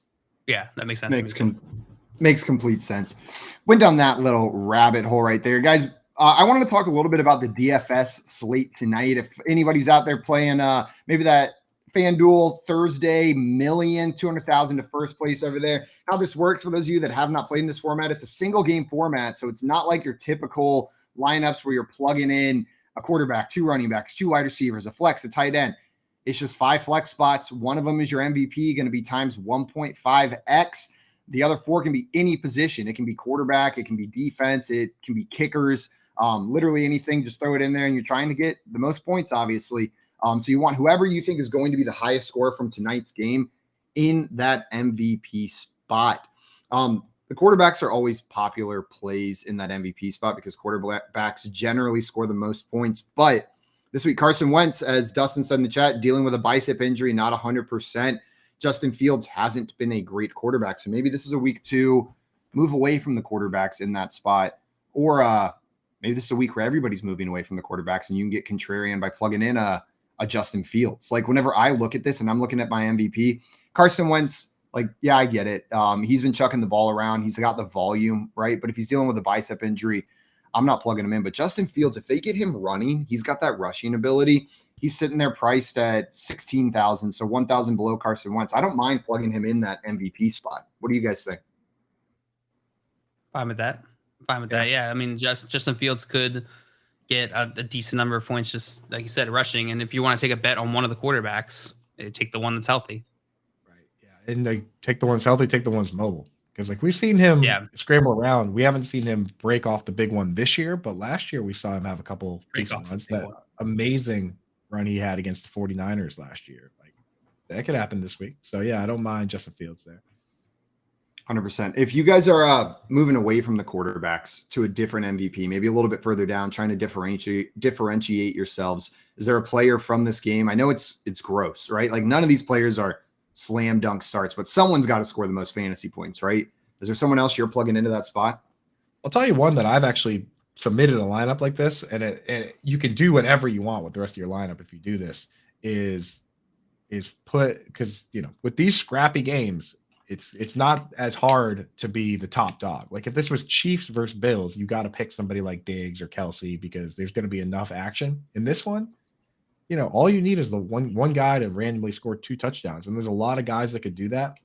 As crazy as it sounds, I'm throwing Cole Kmet in one because this guy, like I said, he's 7th in routes run per dropback. His target share is not even bad. He's ramping up. He got 3 targets, then 4 targets. I could see a game where, there's 3 total touchdowns scored and Cole Kmet scores 2 of them and he's the top guy. Like we've seen on some of these showdown slates, like Jerry Jeudy finished as the top player. There's no reason the second target on the Bears can't be the guy if it just goes that way. So, and when you do that, when you put him in as your top guy, like Justin Fields cost on like DraftKings cost 15,000 to make your top guy. Cole Kmet costs 8,000. So you can start Terry McLaurin and Curtis Samuel and Darnell Mooney. You can start and Justin Fields. You can start pretty much anyone you want if you go that way. So anyone you want. You can. The world is your oyster. But the downside is Cole Kmet's the captain of your team. But but if he scores 2 touchdowns, you're going to be one of very few people doing that. So you have a real good shot to actually hit it real big. Yeah, and you mentioned his price on DraftKings. On FanDuel, it's similar. Justin Fields at 16,000 if you went that route. But Cole Kmet all the way down there at 7,500, behind both kickers in salary. Like you can bind both kickers and both defenses. You can make Cole Kmet your captain for less in that matchup. That's absurd. I don't mind that one. That's a real deep play for captain. The thing is, think about it. He played 61 of 62 snaps the week before last. He played 45 of 50. They're not asking him to pass block. All you need is for them to throw a normal number of passes, and his target share and his routes run could translate to 8-9 targets, which is what you're getting from the top guy. So it's not like you're starting a guy who's playing 50% of the snaps, and just hoping he scores some random touchdowns. You're playing a guy that 61 of 62 snaps the game before last is like every snap. So you're starting a dude that has that in the range of outcomes, in my opinion. Coop, it was a couple weeks ago when you brought it up, like we can look at these target share numbers on the Bears and they look absurd because of the low volume. But like that just like it screams out at me every time I'm thinking about it now. Like they've had games with 11 passes in them, 6 targets, and you would have over a 50% target share in that offense. Like I'm just nervous that we see another low passing game. But you're right. Like something probably has to change with the Chicago Bears offense. Maybe we see them a slight uptick tonight and Cole Kmet gets going. I don't mind that one. Squirrel Bob in here said, I wasn't going to play this, but got a free ticket on FanDuel. So going with Brian Robinson or Curtis Samuel at MVP. JL, how do you feel about Brian Robinson? We've talked a little bit about him tonight. It seems like he's wrestled away that starting job. How do you feel about him at your MVP tonight as being the top scorer from this game? As the MVP, I feel a little iffy about it. I mean, if you're playing in a big contest, I'm cool with that. Like, play Brian Robinson, that high upside, set yourself apart somehow. This is it's an easier matchup for him from a run defense standpoint. But in terms of like the player most likely to score the more points, I wouldn't put Brian Robinson in that category. Agreed. And that's what I'm talking about with the snap share, right? Like, because it's split, it's not like it could just be his game entirely because they're going to split it a little bit. Whereas like Kmet's playing every single snap. And the crazy thing with that, like I kind of hinted at earlier, but like, Ryan Griffin has how many targets this year? 64. Ryan Griffin. Ryan Griffin, I think, has 4 targets. Sorry, it was 65. JL, you're off by one. Yeah. Ryan Griffin has 4 targets. He according to The Edge, that's 33rd team's page over there. He has an 8% target share with that. which is, it's not. Wait, with it's not 4 super targets? high. Yeah, with 4 targets. So like that's higher. That's higher than Mike Gesicki. That's higher than Albert Okwuegbunam. That's higher than Mo Ali Cox. Like that's higher than Mike a bunch of these guys. Are you kidding me? Ryan Griffin has a higher target share than Mike Gesicki. That's factual because they're throwing so little, dude. Are you kidding me? Oh, boo! makes me get sick, But like, that's boo. Even worse. But I mean, like, 8.2%. Like, there's guys that we talk about. Will Disley's at like 9.8%. So it's like I have a genuine question for you guys. So don't make fun of me. Okay. Were you willing to put one of the defenses into your MVP spot tonight? The dude that won, do you have the cojones? If the game didn't happen last week, then I wouldn't. But I actually saw like a screenshot of a guy that won $1 million, and he had both kickers and both defenses in his line. That's insane. Yeah. See, I think because it happened last week, the upside of that play is a little bit lower, right? Like I don't think you're going to. But it doesn't affect it, right? Like right, it's not like this game's going to go differently because they're like, wait a minute, last week That's not what I'm saying at all, Joe. That's not what I'm saying at all. So the point I'm making is part of the benefit of playing that lineup last week is how different it is from everybody else, right? Mm-hmm. Like if that hits, you're going to be the lone one at the top. If you're playing that lineup this week, because it hit last week, I think people are going to tail it more. You will not differentiate yourself as much with that lineup. So a lot of that upside of playing a less likely to hit lineup, a game script that's a bit more unique is gone, right? Because you're not going to be doing it as alone, as on an island, as you would have been last week, because we just saw it happen. You weren't talking gambler's fallacy. No, I was not talking gambler's fallacy. I was talking like the goal of doing that is to differentiate yourself, right? To like set your lineup apart. You're not going to be as different this week because people are going to be trailing what happened. There's going to be too many people on there being like, it's just going to be the same thing. Exactly.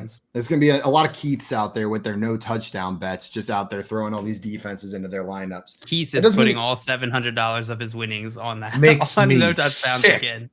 Keith, you sick. That would be funny. He said he already burned that money lighting cigars. Oh yeah, that's true. He's had a lot of good-looking people out there. Yeah, that's one way to take it, Keith. That's what we're saying. You spend half your money on cigars and the other half your money using $100 bills to light them. That's rich people stuff right there.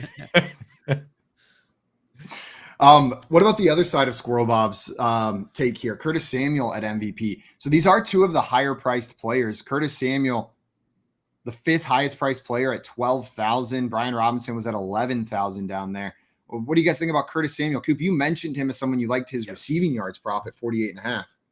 If you're going to do Curtis Samuel at MVP, don't do it on FanDuel. Don't do it on Yahoo. Do it on DraftKings. Price is better. PPR. FanDuel full PPR Yahoo, on DraftKings, half PPR on FanDuel and Yahoo. And DraftKings is full PPR. So if you want to play that game, play it over on DraftKings. And it's, that has nothing to do with sponsors or whatever. I'm not sponsored by any of those guys. I'm pretty sure at Fantasy Alarm we have deals with everybody. But, just mathematically speaking, it's a different game you're playing. So lean into the full PPR if you're going to go with the Curtis Samuel play. Yeah.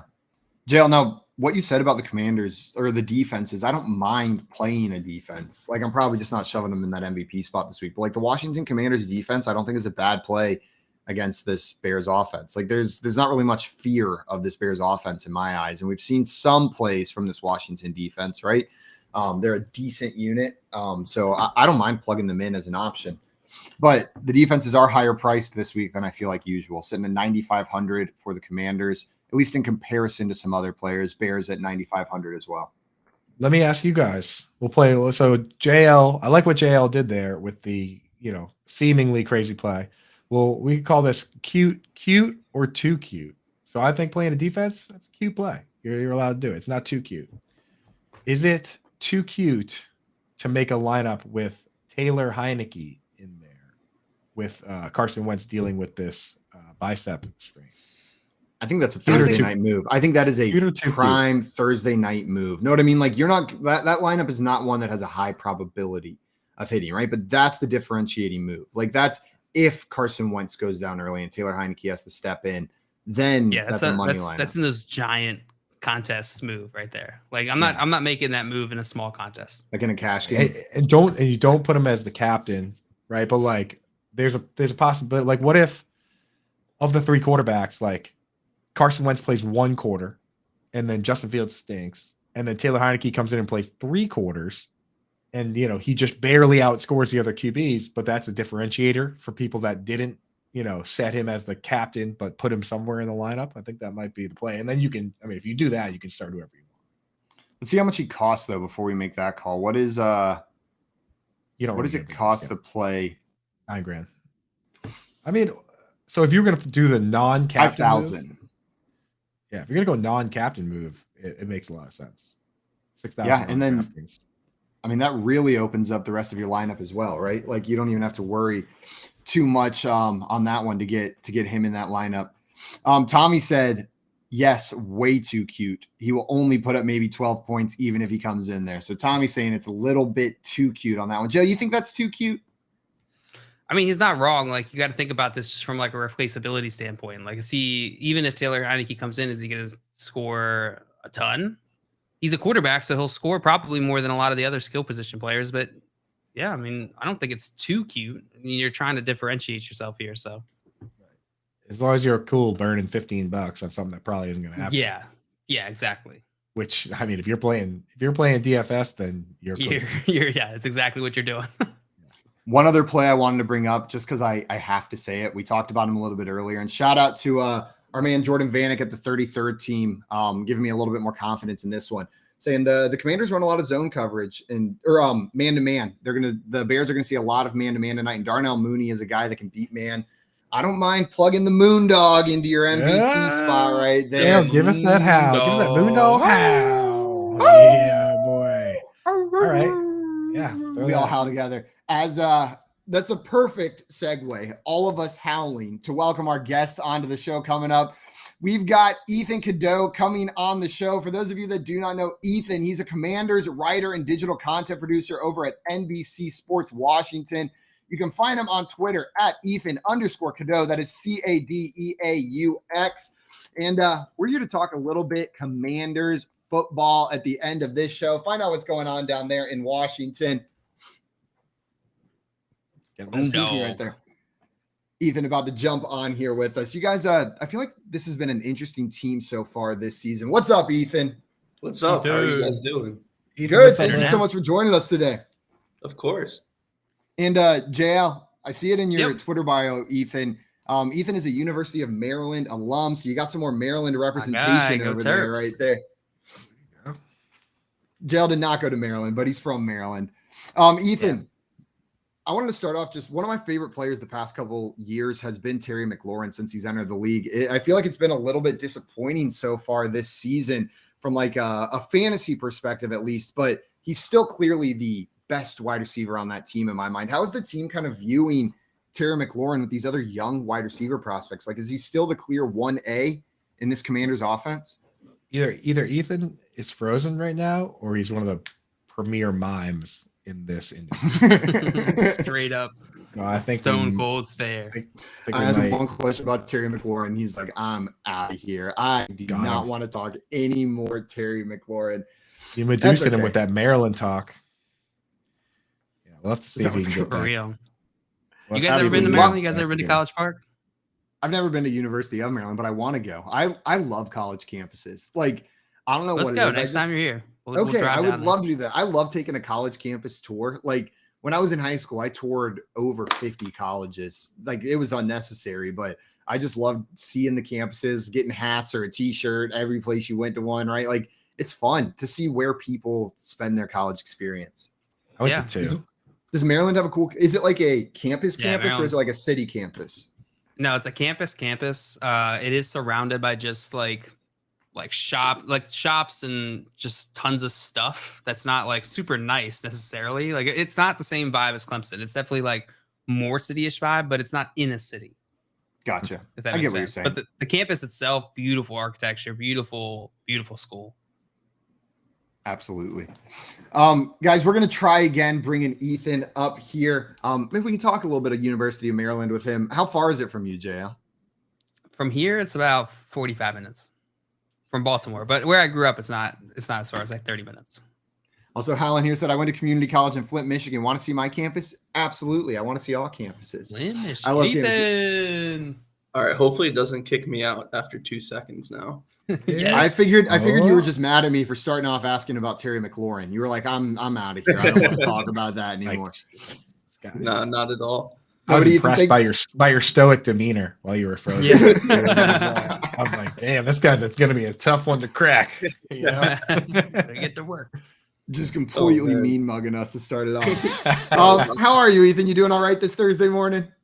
Yeah, I'm doing as well as can be. Not thrilled about tonight's contest, but I don't think anyone is. Yeah, it should be.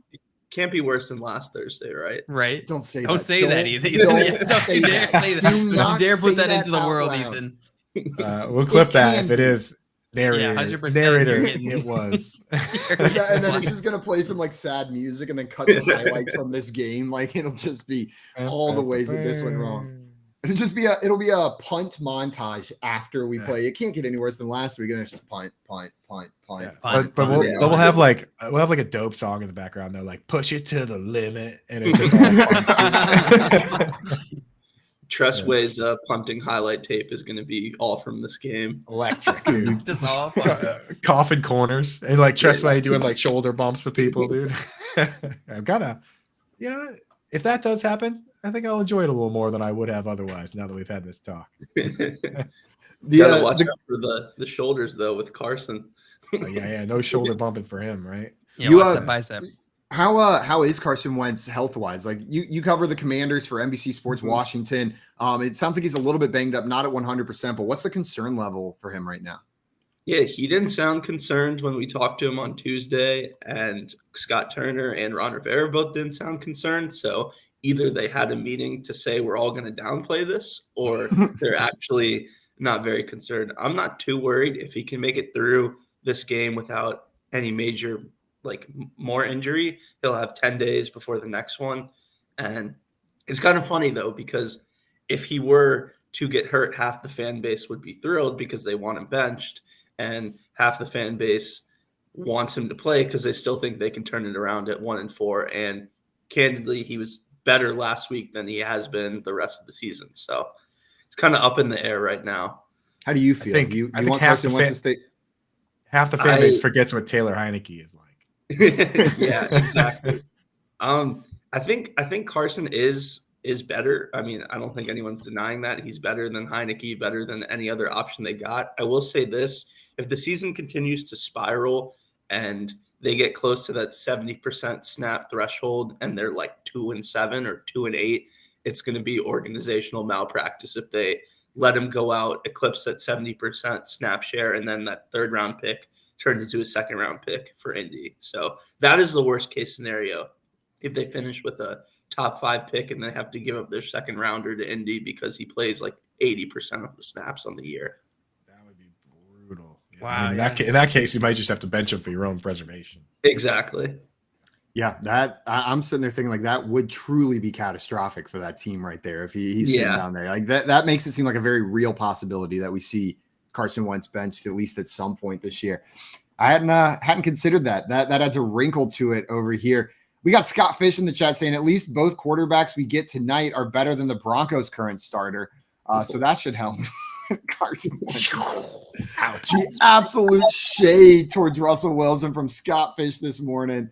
And he said, I've been railing on Wilson for 2 off seasons. I earn the right to make these jokes. This started week 10 of 2020, and I latched on that off season.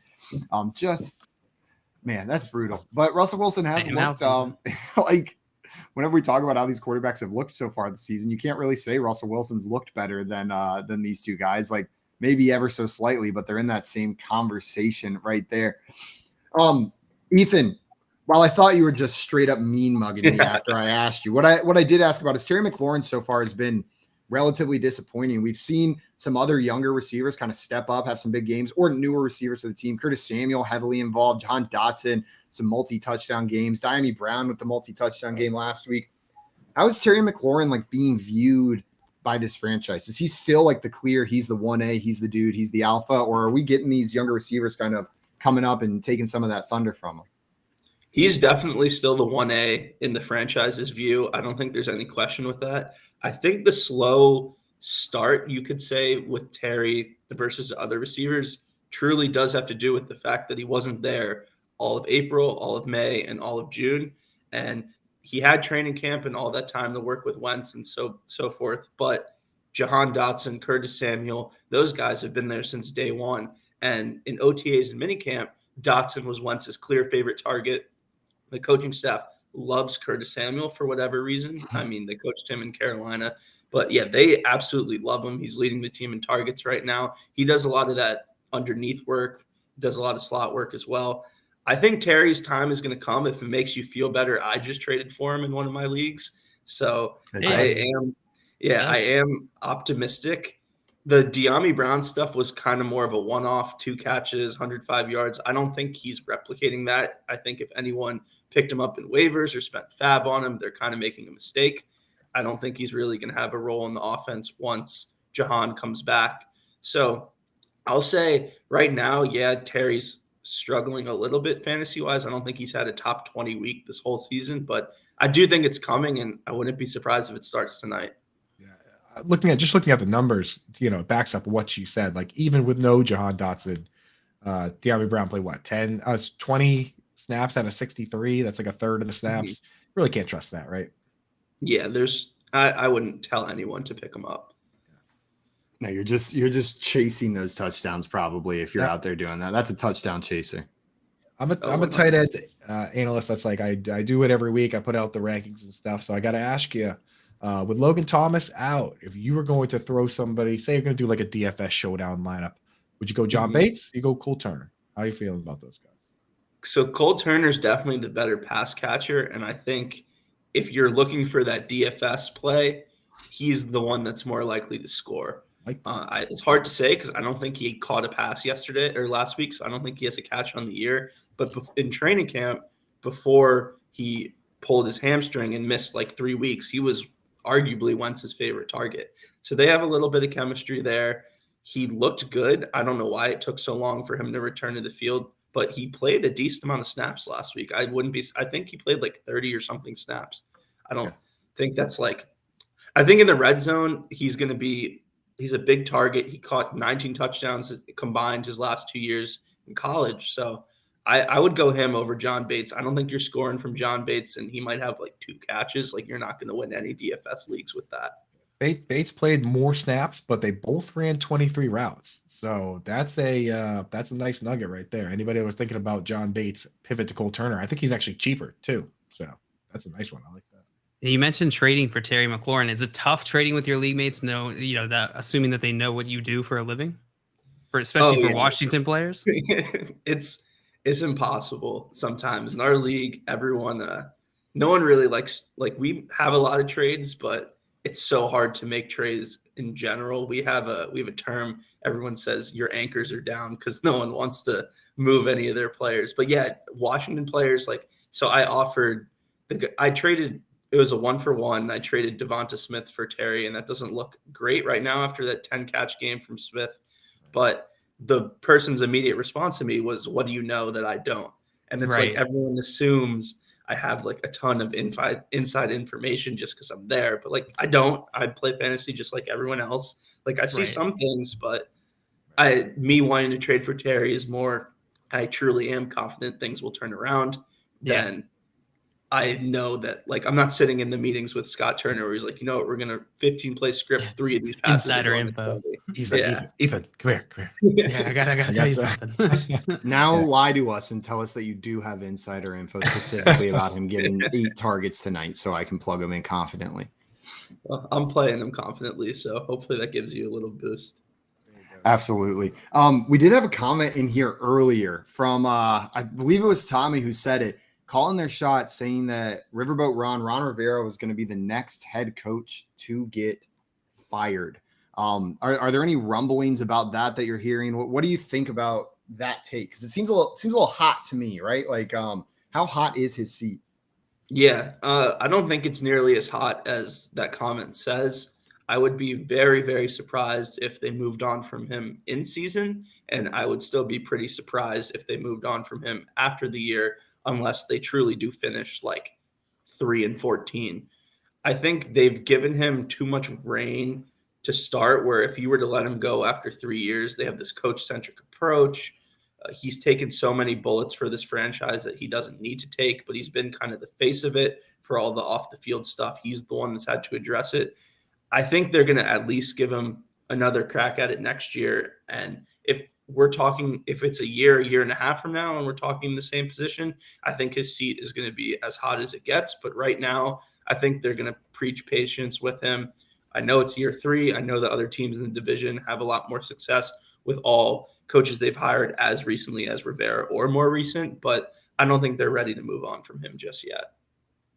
I tend to agree with you. Those are the vibes that I get from that organization, that they're working with him to turn something around here. And this does, I mean, not that this Washington team looks fantastic, but I think they look better than a 3-14 team. Like whenever I see them out there, it seems like there's way more than 3 winnable games on that schedule, right? And we've seen this offense can produce numbers. It hasn't done it every week, but we've seen some decent high-scoring games from this Commanders offense so far, which I didn't expect with Carson Wentz under center. Maybe that was disrespect towards Carson Wentz, but they're putting it together. They're putting together some nice offensive games.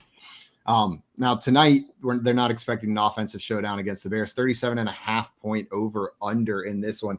They're 1-point favorites on the road. Coop earlier said he likes the Commanders as 1-point favorites on the road in this one. Are you with them? You think this is a winnable game for the Commanders? They're going to take home the W in Chicago? Yeah, I think they're going to be the more desperate team, which is why I like them. We've heard John Allen say it's a must-win game. The mood in the locker room, while it's still pretty positive and light, like they know they got to take care of business this week. I think Chicago, like you said, Washington's better than 1-4. I don't think Chicago's as good as their 2-3 record, honestly. One of their wins came in that like hurricane monsoon in week 1. I think if they can stop the run, which they've been pretty successful at thus far this year, I think they should be able to take care of the Bears. You would hope so, right? This Yeah, Bears offense, like it's not going to be. They're not going to have to score 40 points to beat the Bears, probably. Like I just can't imagine that being the case. You can potentially beat the Bears scoring 14 points out there if you put together a decent defensive performance. They're not too scary on the offensive side of the ball. It's got some folks in the chat wondering, we've been talking about a bit on this show. People want to know this running back situation before. It was pretty easy. Antonio Gibson on run plays, J.D. McKissic pass plays. Now with Brian Robinson back, there's a wrench in there. How do you see it shaking out moving forward? I know Brian Robinson got more carries last week, quite a bit more, and he looked better. What are your thoughts on that? Yeah, I think Robinson that handles most of the traditional carries under center, shotgun. I wouldn't be surprised if he has anywhere from like 10 to 14 carries on a weekly basis. I think Gibson's role as a runner is pretty much going to be diminished. I would be surprised if he gets more than like 4 or 5 carries a game. They really want to use him in space as a receiver. In week 1, we saw a glimpse of it, even with Robinson not out there. He had like 5 catches for 71 yards. I think that's the way they want to use him. And they're also talking about using Gibson on special teams as a returner. Whenever you hear that, doesn't really bode well for their use and confidence in the offense. So I think Robinson's the guy you want in fantasy of the 3. I do think McKissic sometimes has the highest ceiling on a weekly basis just because of his pass catching ability. If I were to play one in DFS, it would probably be McKissic just because he catches the ball. And if he scores, then that's a solid point week, especially with this wasteland at running back right now. But in terms of like long form for the year, like owning any of these Washington running backs is not a recipe for success. I don't think any of them you can ever start confidently. Man, I used to be so much happier having Antonio Gibson on all my dynasty teams. Like I was so bought in. The comments like, oh, he looks like Christian McCaffrey. Like he can be the Christian McCaffrey for our offense. So what I mean, he's got the receiving skills, and then like he got the volume, but it just never seemed like they wanted him to be that guy, right? Like he was one of like only a couple running backs last year with over 300 touches in the NFL. Like to go from that to like losing your job from a rookie who comes back after being injured, they must really see something in Brian Robinson or really not want Gibson to be the starting guy. 300 touches last year. And yeah, Hal, go ahead. Sorry. I was gonna say Hal in the chat, Work and Grind, is asked Brian Robinson a 0 in the passing game, and I mean both those other guys, Antonio Gibson and J.D. McKissic, played wide receiver in college. So I just Now, my opinion is probably that I don't see why you would throw it at Brian Robinson unless just to keep the defense honest when you got those other guys, right? Yeah, I think it's very weird of how they've switched on Gibson all of a sudden, and it all happened after he fumbled in the first preseason game against Carolina. Because last year, I think he fumbled 4 or 5 times. He led all non-quarterbacks with fumbles lost, and that was a big talking point entering the year. Brian Robinson was looking really good in training camp, but nothing where you'd be like, okay, he's got to be the lead back, take over for Gibson. As soon as that fumble happened, everything changed. And it's also like kind of funny. If you go back to March, everyone's talking about, oh, Gibson's going to have this 3-down roll for those 48 hours when McKissick signed with the Bills before switching back to Washington. Everyone was so pumped. Like, yeah, McKissick was really good, but Gibson's finally going to be able to take that next step. Here we are 7 months later, and this guy, like, we don't even know what his role in the offense is, which makes no sense. Yeah, he's so talented, but it's just they haven't found the perfect role they want for him, and they don't trust him to handle every down duties. That's crazy that a preseason fumble could affect it that much. And I was just like, I don't know. You mentioned he was the running or the non-quarterback with the most fumbles lost last season, but like I mentioned already, like he also was one of only a handful of running backs to reach that 300 touch threshold, right? Like so that number is probably a little bit elevated compared to like fumbles per touch, right? Like he's probably closer to average. Not that he doesn't have a fumbling problem, but like you're giving this dude the ball 300 times in a season and then holding the top in the league at fumbles lost ahead of him. Like you give Melvin Gordon 300 touches in a year, I guarantee you he out fumbles Antonio Gibson. Right? And it speaks to how different these coaches are. Cause like we've seen coaches just never bench guys for fumbling, like Pete Carroll with Chris Carson. Like Chris Carson could drop Pete Carroll's keys down a drain and he wouldn't bench him. There was one stretch where he fumbled like 6 times over the course of 3 games. And Pete was just like, yeah, you're the star. It's fine. It's fine. Yeah. So not every coach is the same. No, my favorite team is the Patriots. Belichick will ship you off to Siberia, dude. You know? If you're late for practice. Exactly. Jonas Gray scores 4 touchdowns next game. Cut. Yep. See, doesn't even matter. I see Hallen here saying 45 fumbles for Melvin Gordon and 300 carries. Yeah, that sounds a little conservative though. It would be at least 45. And I love Melvin Gordon, but it's been rough watching that so far this year. I saw some questions in the chat that I wanted to hit. Maybe you can help us out with some of these, Ethan. Adam wanted to know, should I start Danny Dimes over Trevor Lawrence this week? Would you start Danny Dimes over T-Law this week? That's tough. Cool. So you got Danny Dimes has the Ravens at home. Trevor Lawrence is looking at the going on the road to play the Colts, though they did give the Colts a pretty good whooping. They handled the Colts. So how are you feeling about that one? Yeah, I think I got to go with what we saw in week 2. I know Trevor Lawrence had a terrible game last week against Houston, but he played really well in week 2 against the Colts. The Jags seem to have the Colts number even before this year. So I'm gonna go with T-Law. I'm gonna go with T-Law too. I'm there. Yeah, for sure. I really don't like Daniel Jones. So I'm also gonna go with T-Law in this one. Ethan, sorry, go ahead, Jail. What were you gonna say? Daniel Jones having the Ravens. The secondary looked decent last week. They picked it up from the first part of the season. Yeah, the first part of the season it was rough, but they looked decent against the Bengals. They were like worst in the league before that game, weren't they? Like literal last in the league pass defense is what they had going on over there. Ethan, I want to thank you so much for taking the time to come on here with us today. Before we let you go, though, I want to get your score prediction for tonight's game. How much are the Commanders beating these Bears by? What's the final score?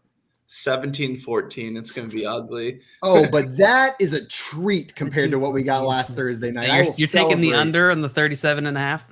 Yeah, I know, but still. It's so low that you have to take it because everyone thinks, oh, the over's easily going to hit. Nah, it's the under's going to hit. Fade the public. I think you're right. I think you're right, Ethan. Ethan, thank you so much. Everybody, go follow Ethan on Twitter at Ethan_Cadeau. That is CADEAUX. And a reminder, he is a writer and digital content creator over at NBC Sports Washington, covering the Commanders. Ethan, have a great rest of your day, and good luck tonight. Go Commanders. Thank you. Appreciate you guys having me on. Yeah, thanks for coming on, man. Good stuff. We're getting you back on, too. Dude, so, I think I'm gonna go invite Ethan to some Cafe Rio tacos soon. Did we just get permission to do the double Cole tight end DFS stack up in here? I think we did. Yo, the two Coles. Yeah, bro. Yeah, do it. Yeah, bro, dude. Bro, double bro. Cole, dude. I smoked 2 Coles in time of peace, 2 in time of war. So you guys want to hit some of these questions we got in the chat here? Yeah. One thing before we do that, I want to remind everyone there's another giveaway going on today at 11 a.m. Eastern time. You have your chance to win a Joe Theismann signed 1983 NFL MVP inscription lunar speed full-size helmet. Listen to all those adjectives describing that helmet. This is courtesy of gettingthegame.com and Better Sports Network. All you need to do is download the Better Sports Network app, register for free, and be listening today at 11 a.m. Eastern time or 8 a.m. Pacific for those of you just waking up on the West Coast. No purchase necessary. You got to be 18 years old, and if you've won within the last 90 days, you can't win this one again. But Joe Theismann signed 1983 NFL MVP full-size helmet being given away at 11 a.m. today. Wow. So they're giving away full-size helmets. On the show, we give away advice to start 2 tight ends named Cole. In your DFS Yeah. lineup. So which would you rather have? I'm just saying, dude. That's why you got to stay tuned all day to make sure you get all of it. There we go. Yeah, let's hit some of these questions in the chat. Joe, what are you showing off for us there? What you got? This is not a full-size helmet. I tried to put it on, but it's a Justin Tucker signed helmet. Oh, that's pretty sweet. That didn't get whipped out the other day when we were talking about our favorite collectibles. I talked about it. Did you? He did. I just didn't pick it up off the shelf. I love his response when they asked him about like the game-winning field goal, of which he's never like missed a game-winning field goal. They were like asking about that, and he's like, yeah, that's great and all, but like, how about that game-winning hold by the punter? His first game-winning hold out here. Like, what a moment. I'm just like, dude. No one cares about he's so holds. nice. He's like just a perfect hold. Nice. And then he goes, dude, he basically said like with a hold like that, it's already in. He's like, it's automatic. Like I just have to go through the motions. And I'm like, it was like a 45-yard field goal. You know what I mean? Kind of crazy to watch his motion though. Like, cause we were at the game when we were watching it. I've seen Justin Tucker kick many times and he just has the same sort of routine. I'm sure they all sort of do this. It's all muscle memory, right? But it's wild to see. He's a beast, man. Let's hit some of these questions, Joe. You got them pulled up for us? Sure. Javen asking, who do I start? So what's up, guys? Who do I start at flex? AJ Dillon, Amari Cooper, or Devonta Smith? So I think we can all agree AJ Dillon's out of that mix. Yep. So Amari Cooper or Devonta Smith? Amari Cooper is so boom or bust. And Amari Cooper also is facing the number 1 graded cornerback on PFF. So I think I'll go Devonta Smith. Devonta Smith has been good. Coming off a 10-catch game. Narrative's there. That's the way I'm going. I'm going Devonta Smith as well. It's exactly for the reason you stated. I like Cooper, but I don't want to play him in that matchup. They're close enough that I'll lean Smith. Yep, I agree. Smith, but just by a hair. The Patriots are so good at taking away what you.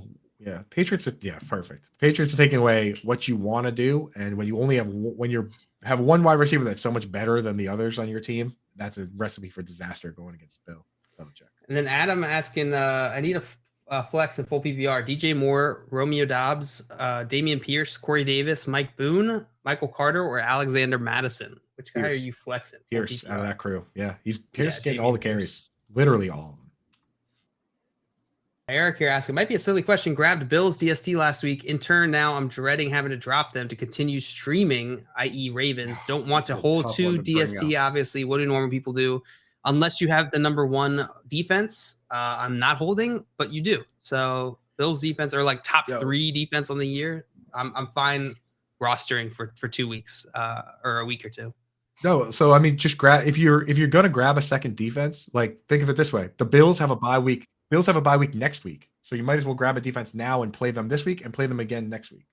There you go. Perfect. Guys, everybody, thank you so much for tuning in this morning from 7 a.m. to 10 a.m. Eastern time. And we're going to run it back again tomorrow after this Thursday night football game. So make sure to join us then. Stick around here on the Better Sports Network app right now. You've got Keith and Moose coming up next, followed by Lunch Money presented by Fantasy Guru. Then Corey and Nando and friends to answer all of your difficult fantasy questions. Until tomorrow, though, we are out of here. We will see you guys later. Adios, everyone.